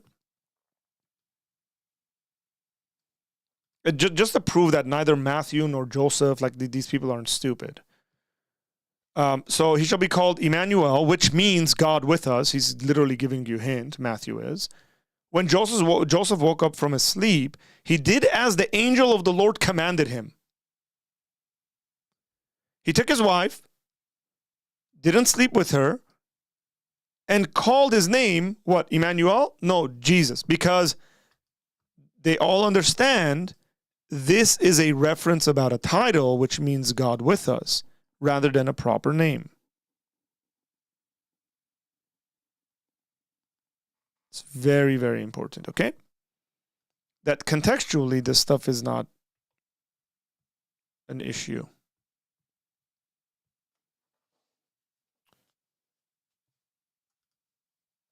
Will he ever be called everlasting Father? I can't. I don't think so, because he is not the Father. And just generally, maybe prophecies make us uncomfortable in various ways, whether we like it or not. I know there's debate over like translating that passage and however we want to do it, but theologically, I would say no. That's as much as you're going to get from me on that, I guess.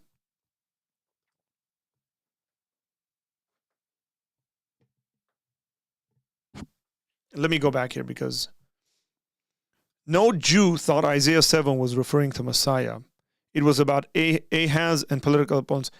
First of all, the fact that you just say no Jew ever thought that, you just don't know that. You have no access to that information.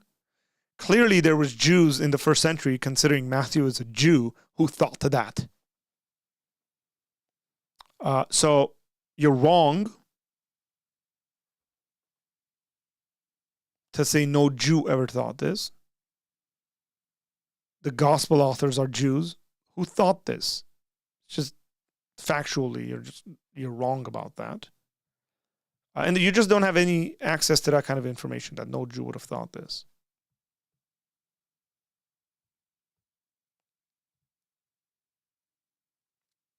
By the way, I just earlier played a video from Truth Unites where he's talking about like some of these passages are perplexing.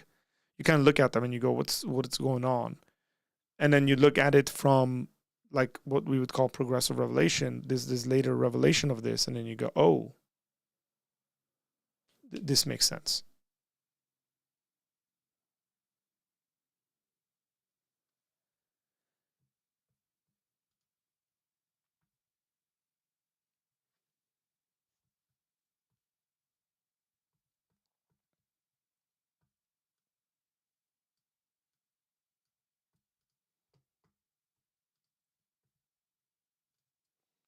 Let me actually...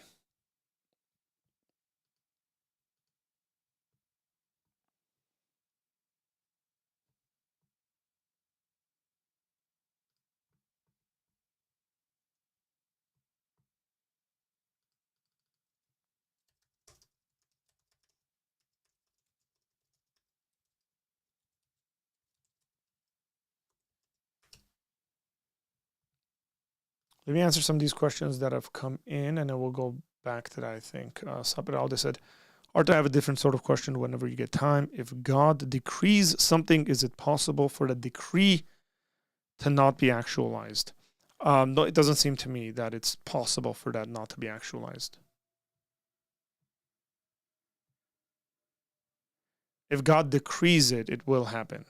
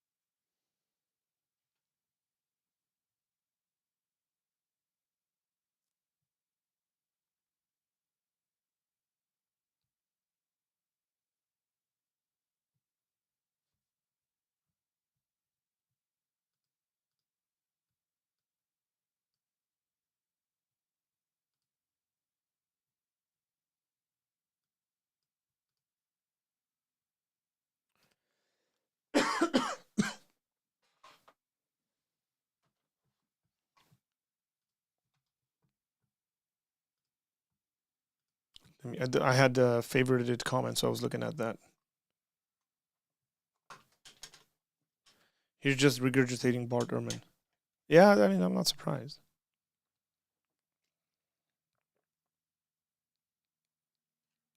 That's fine, but he didn't prove his case. He said it's a mistranslation, which we showed it's not. It's literally what the word says.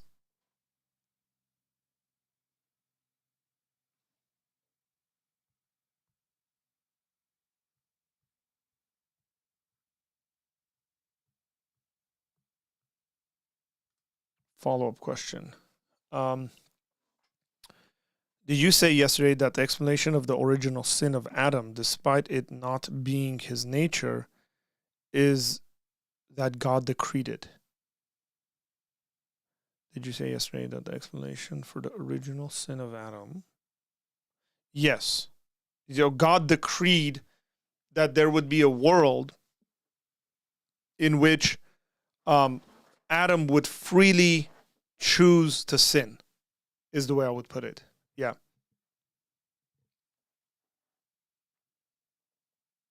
So again, this goes into the middle knowledge conversation that you and I have had before, but it's not. It's the world that God has decreed is a world in which there's freedom. There's real freedom for Adam not to do that act, but God knew he was going to do it and chose to decree that world. So there's a real freedom for him, but he was going to do this act anyways, freely do that act. And then God chose to decree that world.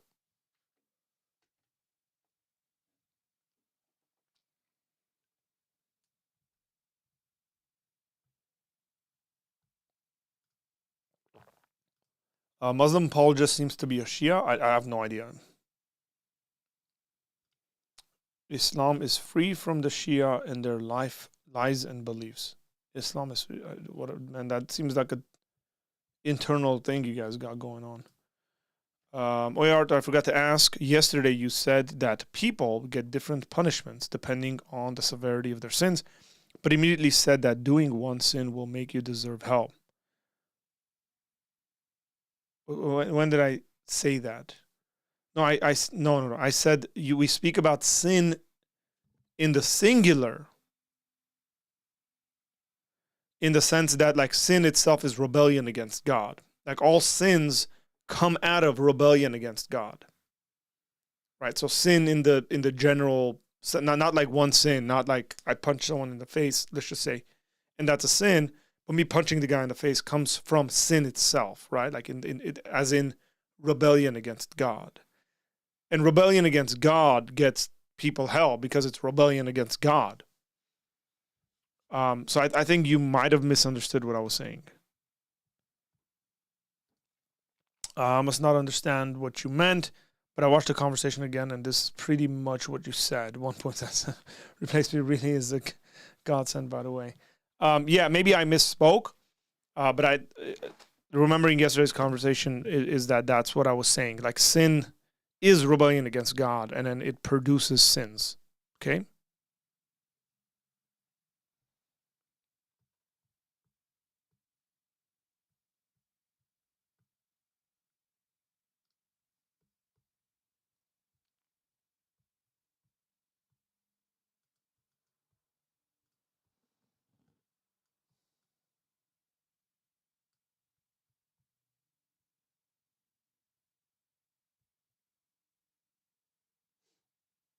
For some reason, I'm smelling food right now.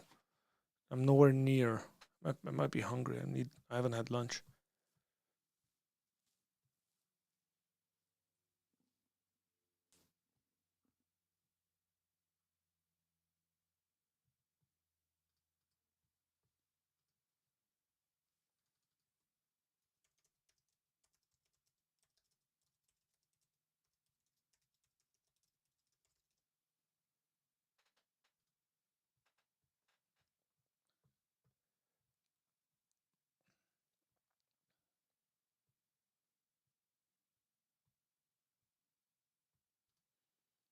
Okay, so in what sense is murder more severe than stealing, given that both are sins? So in what sense is murder more severe than stealing? that's pretty simple when it comes to like the law, even our human conception of law. So you can break the law by speeding, or you can break the law by stealing, or you can break the law by murder. They're all breaking the law, and they're all punished in different ways, but they're all rebellion against the law. That's the way I mean it.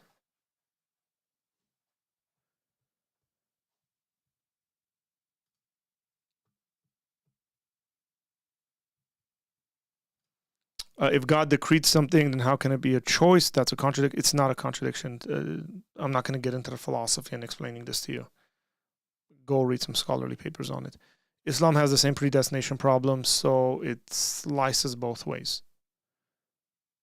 I don't care what Islam has, by the way. There's quite a bit of stuff in Islam that theologically I just wouldn't agree with. And because we deal with this is not called predestination, by the way. Predestination in Christian theology is very different than decreeing.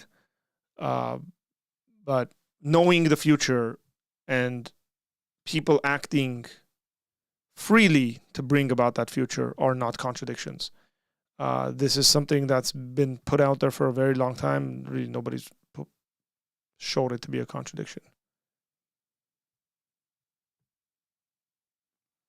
Off topic. Mark Hawkins, what are your thoughts on drinking alcohol? The Bible condemns drunkenness but says getting merry is okay. A question. How do we differentiate between drunkenness and merriness? It is subjective. No, I think drunkenness is when you are no longer in control of your faculties, and that is a sin, very clearly. And it seems to be also that drunkenness, there's a habitual aspect of it, even though I think even getting drunk once is wrong in a sin.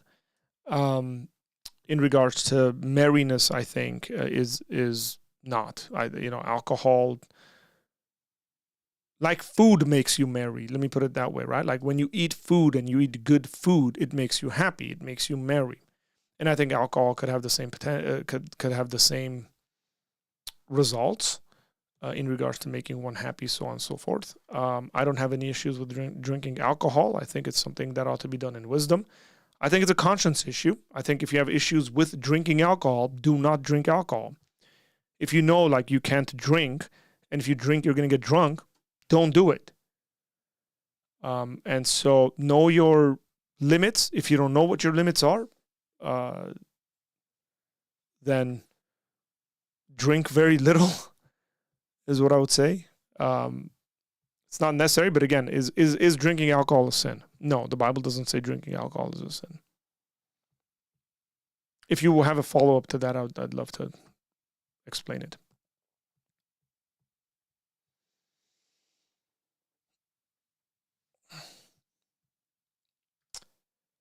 But speeding is not a sin, and every legal system, all of those different punishments. No, okay, Jerome, you're misunderstanding what I'm saying. It's like, so I'm talking about breaking the law, and speeding. If you speed, you break the law. It's against the law. And stealing is against the law, right? So it's at the end of the day, it's law breaking, but the punishments for those law breakings are different. For one of them, you could go to jail, and for the other one, you get a fine, right? So but they're both breaking the law. And so different sins, this is my view, by the way, different sins will get you different punishments in hell, but the big sin, which is rebellion against God, will get you to hell.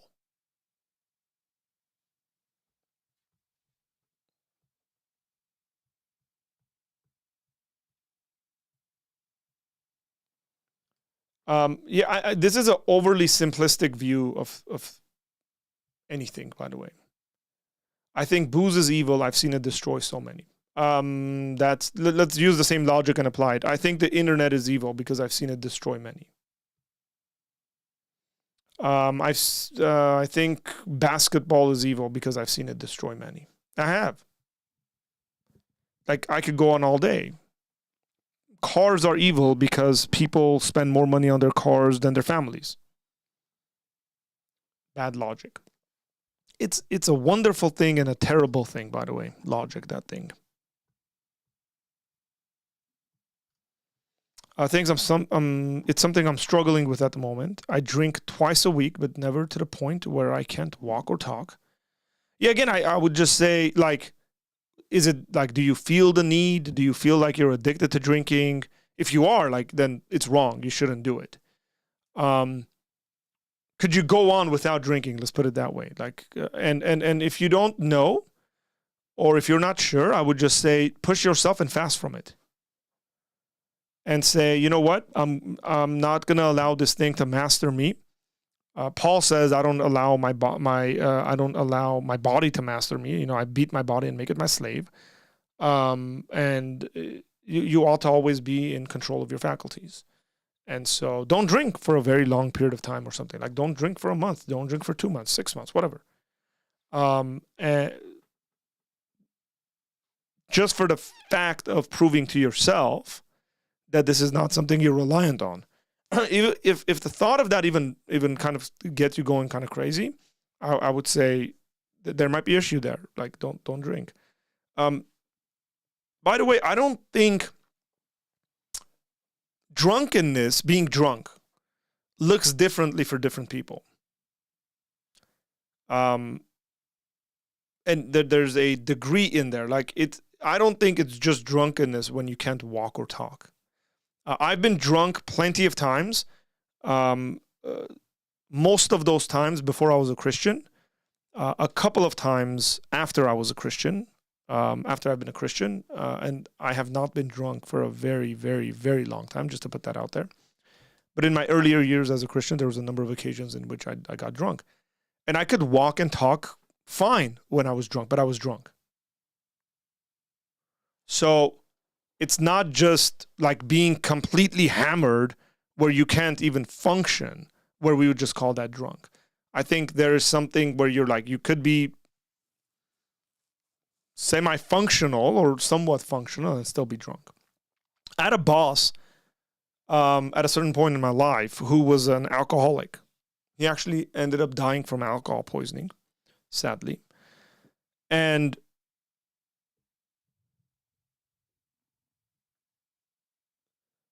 this dude would, like, he couldn't function if he was sober. Like he would drive and stuff. Like, he would wake up in the morning and just drink.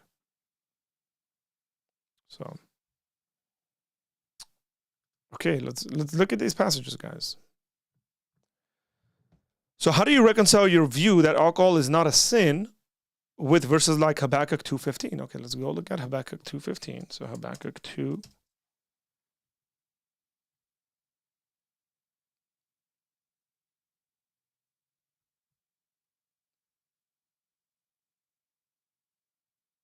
And then 1 Peter 5:8 we'll look at in a bit, okay? Habakkuk 2:15 says, woe to him who makes his neighbor drink. You pour out your wrath and make them drunk in order to gaze at their nakedness. Notice here the context is drunkenness, not drinking. You get them drunk and you gaze at their nakedness because they're drunk. You will have your fill of shame instead of glory. So this, by the way, this is a prophetic word, I would say, about the Babylonians, the Chaldeans.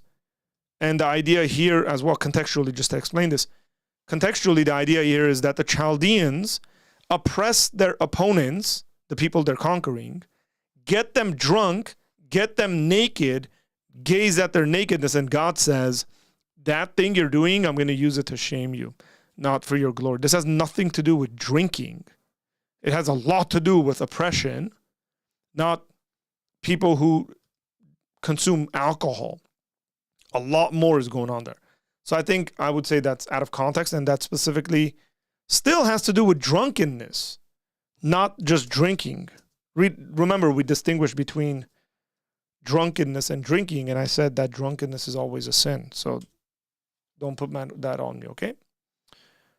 Going to 1 Peter 5:8.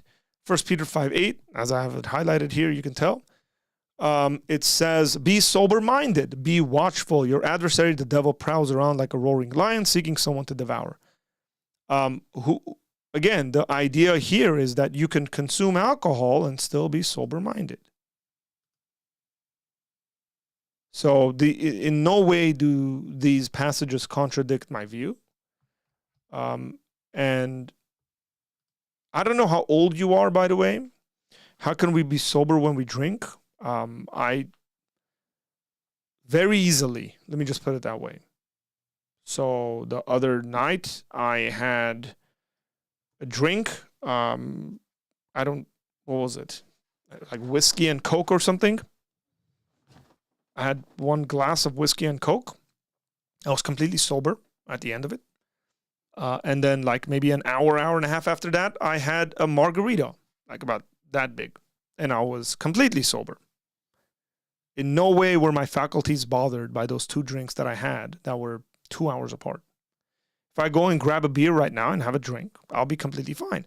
But look, you might not be, right? It just could be my body is in such a way where I can drink a beer. I remember when I was in community college, I went to a party and there was a guy that was there and he was an athlete. He was a runner. And I saw this guy and he was like really, really hammered. And I was like, dude, wait, like we just arrived here. Like we've been here for like 30 minutes. How much alcohol did this guy consume in 30 minutes? So I went up to him and I was like, hey man, like what's going on? You okay? And I was like, how much have you drank? And he had a bottle of beer in his hand. He said, oh, just half of this. And he was drunk. That guy should not be drinking alcohol. Just physically, his body cannot take alcohol. If he drinks alcohol, he's going to get drunk. It seems to me any amount. If you get drunk off a half of beer, like you shouldn't be drinking alcohol.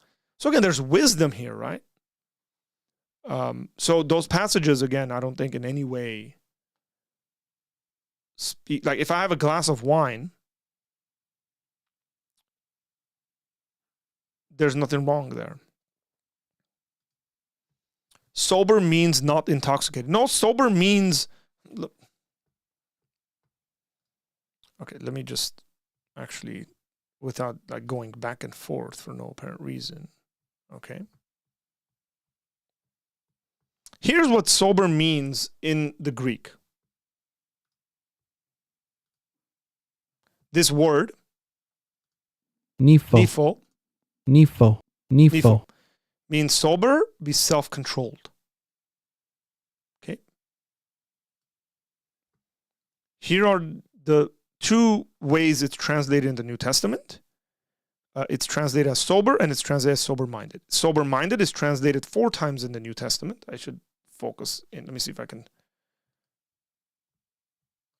Let me make this bigger for you guys. Okay. Remember, I know a lot of us might be taught certain things. And I'm just reasoning through you guys, reasoning with you guys through the scriptures. So this word is translated 4 times as sober in these passages, and we'll look at them. And it is also translated, it's translated 4 times as sober-minded, and it's translated 2 times as sober. So, 1 Thessalonians 5:6. So then, let us not sleep as others do, but let us keep awake and be sober. And that has nothing to do with drinking. It has to do with sleeping and being awake. And the way it's using sober here is, let's be attentive. Let's be sober. Let's know what's going on. Be awake as opposed to sleeping. Okay. It's also used in 5:8. But since we belong to the day, let us be sober, having put on the breastplate of faith and love, for a helmet of hope and salvation. Again, attentive, self-controlled. That's the idea there. As opposed to sober-minded. 2 Timothy 4:5, as for you, always be sober-minded, enduring suffering, do the work of an evangelist, fulfill your ministry. Be sober-minded, be self-controlled, be in tact of your faculties, right? Endure suffering. It has nothing to do with drinking here. 1 Peter 1:13, therefore preparing your minds for action and being sober-minded. again, the context here has nothing to do with drinking. Get ready for action. Get ready for battle. Be sober-minded, ready, attentive, set to go. Set your hope fully on the grace that will be brought to you at the revelation of Jesus Christ. The reason why I'm going to the Greek and I'm showing this stuff, by the way, and I'm not trying to convince you guys to go drink. Like, you don't want to drink, don't drink. That's in your Christian liberty. Like, you don't have to. But if somebody calls it a sin, and then I'm going to have an issue. The problem here, by the way, is that you look at the English word sober, and then you see, oh, this has to do with being intoxicated because you're thinking in English. But sober means a specific thing within the context of these texts. And before you go into your English kind of opposites of intoxication and all that stuff. So, for example, if somebody is sleeping or is being lazy, let's just take this 2 Timothy passage. Is somebody is not prepared, they're not sober-minded. Because always be sober-minded. Always be ready, right? 1 Peter 4:7. The end of all things is at hand, therefore be self-controlled, sober-minded for the sake of your prayers. Self-controlled and sober-minded are parallelly used. They mean the same thing. Be self-controlled, attentive, know what's going on. Now, if you're intoxicated, you're not that. But for some reason, you're assuming if you have a glass of wine, you're going to be intoxicated. And I'm just challenging, that's not true. That's just biologically not the case. And then 1 Peter 5:8, be sober-minded, be watchful. Again, the idea here of paying attention, of being attentive. Your adversary, the devil, prowls around like a roaring lion, seeking someone to devour. So I just don't buy the conclusion that if you drink once, you're intoxicated. Some people might be. Some people might, like I said, have a beer and be intoxicated. They shouldn't drink. Like, this is not complicated. Okay?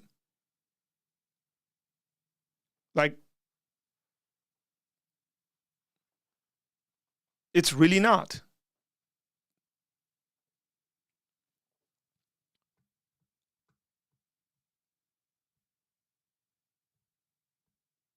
So, okay, were you intoxicated when you drank your alcohol? No, I was not intoxicated. I was fully in control of my mind and my faculties. Not how you felt, but medically speaking. That what I would say is a logical fallacy of false equivocation. Okay? Because medically speaking, there could be many things that are a certain way where they're, like, in reality they're not that, like you can't function or whatever like that. Okay, so you got to use these in a fair way is what I would say. What's going on, David? How you doing, brother? Okay. Drinking no wine was mentioned as one of the definitions of the Greek word. Do you think not drinking wine is one of the ways that keeps you sober? Proverbs 31. Well, if you don't drink wine, in regards to alcohol, you might be sober-minded. But let me give you this. I would actually classify, if you don't know how to use logic well, I would say you're not sober-minded. It's a form of intoxication. Bad logic is a form of intoxication. Stupidity is a form of intoxication, right? Because they don't know how to process information well.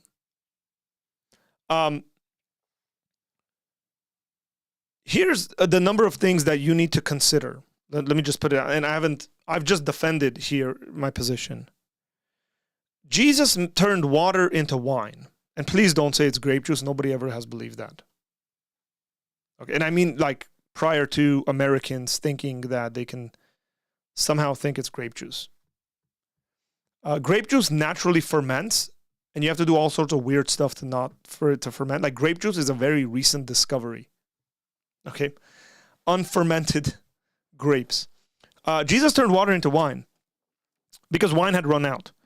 And the people said, wow, this is amazing wine. Now, if you know anything about wine, you know that the more fermented the wine is, the better the wine is. The less fermented the wine is, the worse the wine is. It's junk wine versus really good wine if it's aged longer. And the people said, wow, you've held up on us. you've brought us really good wine, which means it was fermented, which means it had more alcohol content. That's what Jesus did. And you would need to rationalize that somehow. The other thing is that Jesus said, John the Baptist came neither drinking nor eating with you, and you guys called him demon-possessed, right? The Son of Man came drinking and eating with you. You call him a drunkard and a libertine. You call him a liberal. Why did Jesus say you call him a drunkard and a liberal? By the way, notice the parallels there. The Son of Man came drinking and eating. You call him a drunkard, which is like, why would they accuse Jesus of being a drunkard if he wasn't consuming alcohol? Say Jesus just drank water or grape juice. Why would they accuse him of that? Like, there wouldn't be an accusation unless Jesus drank wine and they called him a drunkard because he drank wine. That would make a lot more sense. Jesus drank wine at the Last Supper. And all throughout Christian history, Christians have drank wine for communion meals. Actual wine, not grape juice. Till Baptists came around. And I know I leaned Baptist quite a bit.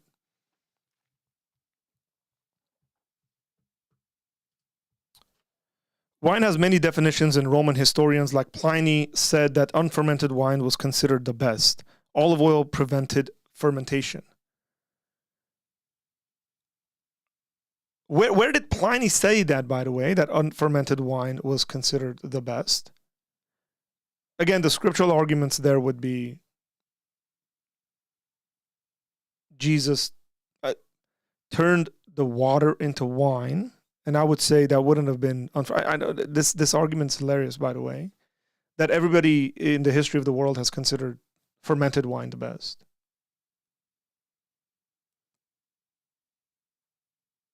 Jesus is called a drunkard for drinking.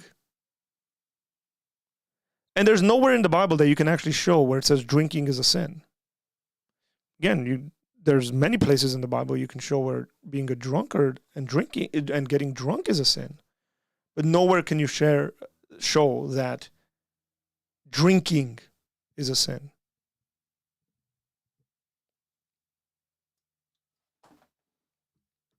Look something up here.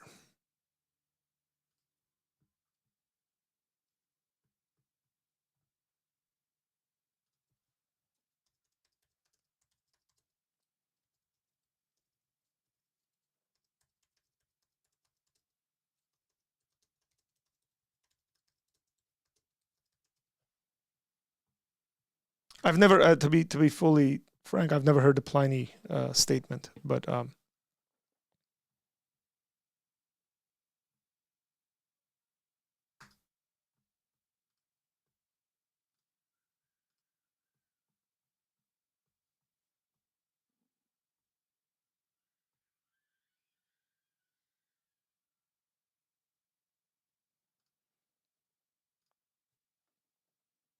every single Jewish Passover meal to this day, they drink wine.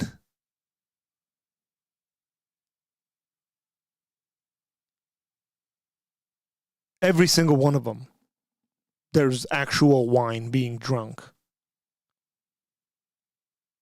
Are all the Jews performing this ritual completely incorrectly? And by the way, you just don't say stuff. Verses would help.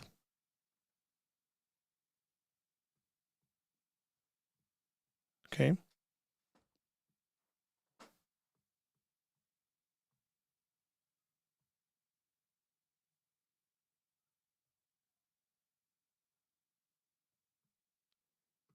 And knowing church history, by the way, just knowing the fact that monks have been making wine for centuries, and they didn't have issues with this stuff. Like, Christians generally did not have issues with making wine and beer. Luther brewed his own beer. Like,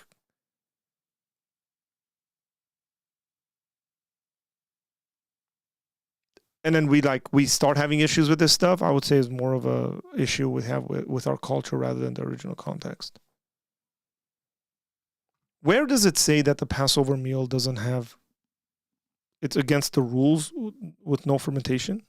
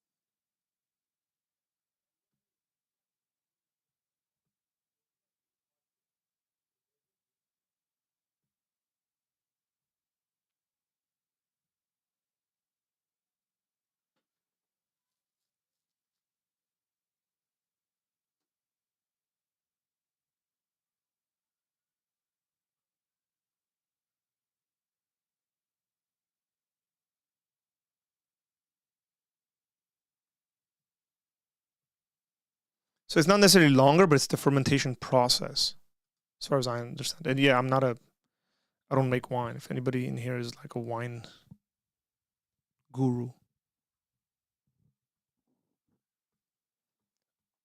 So there's two things I've asked for, by the way. Pliny saying what he said. No, don't do this. Don't do this. Please don't do this. Do not do this. Jewish authorities hold this view, but yet in every single Jewish household till this day, people drink actual wine.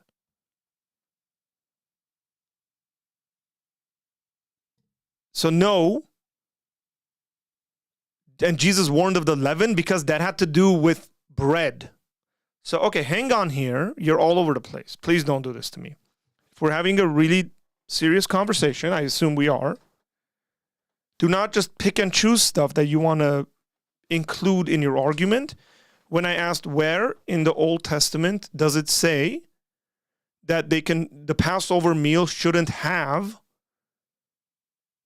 wine, fermented drink, because you said that was against the rules.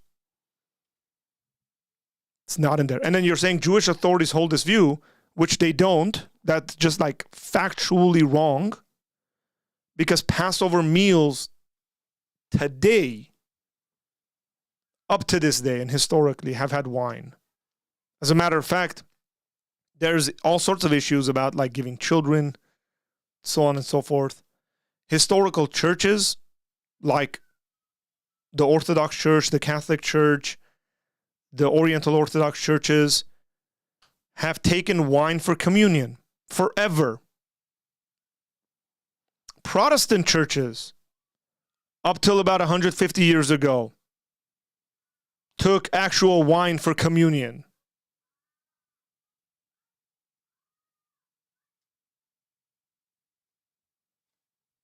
And then give me the reference to Pliny saying that this is like the best and stuff like that, whatever. Again, I should say my heart here is not to convince you guys to go drink. I'm pretty sure there's many of you guys here that shouldn't touch any alcohol. Somebody asked my personal opinion on alcohol and whether I think it's a sin. I don't think the Bible teaches drinking alcohol is a sin. The Bible very clearly teaches that being drunk is a sin. And if you can't hold your alcohol, you shouldn't drink at all. Again, it's not very complicated. Be in control of your body as opposed to your body being in control of you. That's a biblical principle. You know what's funny to me is that I very often see people who will be like, drinking is a sin, but they're like way overweight. They can't control themselves in eating, but it's easy for them to sit there and say, oh, you drank alcohol, you're in sin. And then those people really are not in sin, but they're in sin because they don't know how to control themselves in eating because they're addicted to food. Their God is their belly. Hey, Sean, stop listening to Joe Rogan. He doesn't know what he's talking about.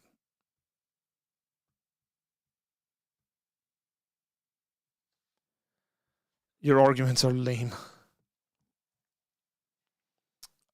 You guys have been on for 2 hours and some odd minutes. It's Friday.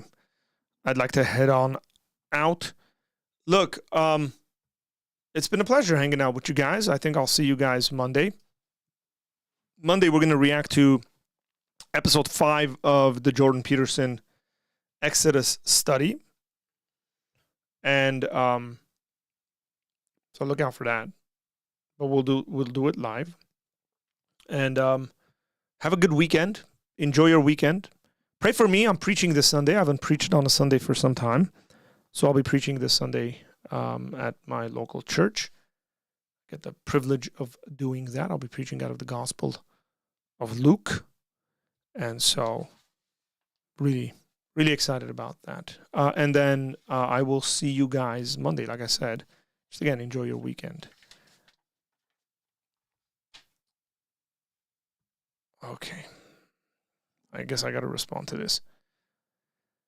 Find it ironic that some Christians try to change the first recorded miracle that Jesus performed in the Gospels, granting that it happened at all. Yeah, some Christians.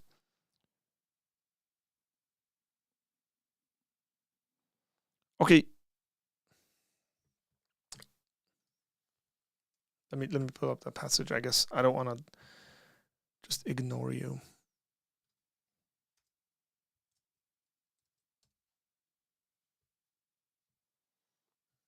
That's not what I wanted to open.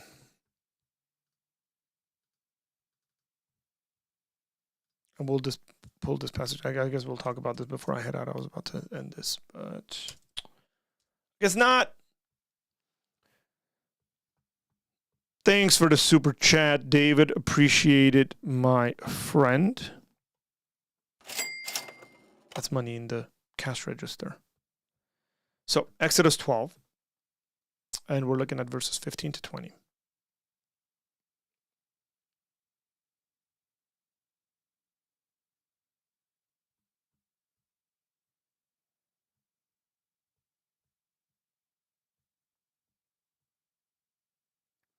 Okay. 7 days you shall eat unleavened bread. The context here is bread. Okay. On the first day you shall remove leaven out of your houses, for if anyone eats what is leavened from the first day until the 7th day, meaning on the 7th day they can bring it back, that person shall be cut off from Israel. On the first day you shall hold a holy assembly, and on the 7th day a holy assembly. Okay, it's first and last. No work shall be done on those days, but what everybody needs to eat, that alone may be prepared by you. And you shall observe the feast of unleavened bread. For on this very day I brought your hosts out of the land of Egypt. Therefore you shall observe this day throughout your generations as a statute forever.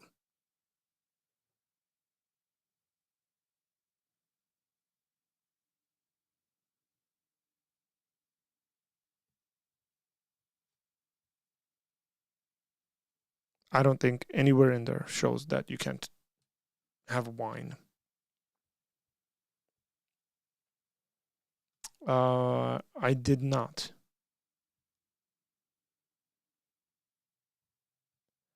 Oh, let me see this one. Okay, so there's archaeological evidence that the Jewish rituals involved cannabis. Maybe that's not responsible for the creation of religions, but it's hard to tell. I'd like to see those archaeological evidences. Send it my way.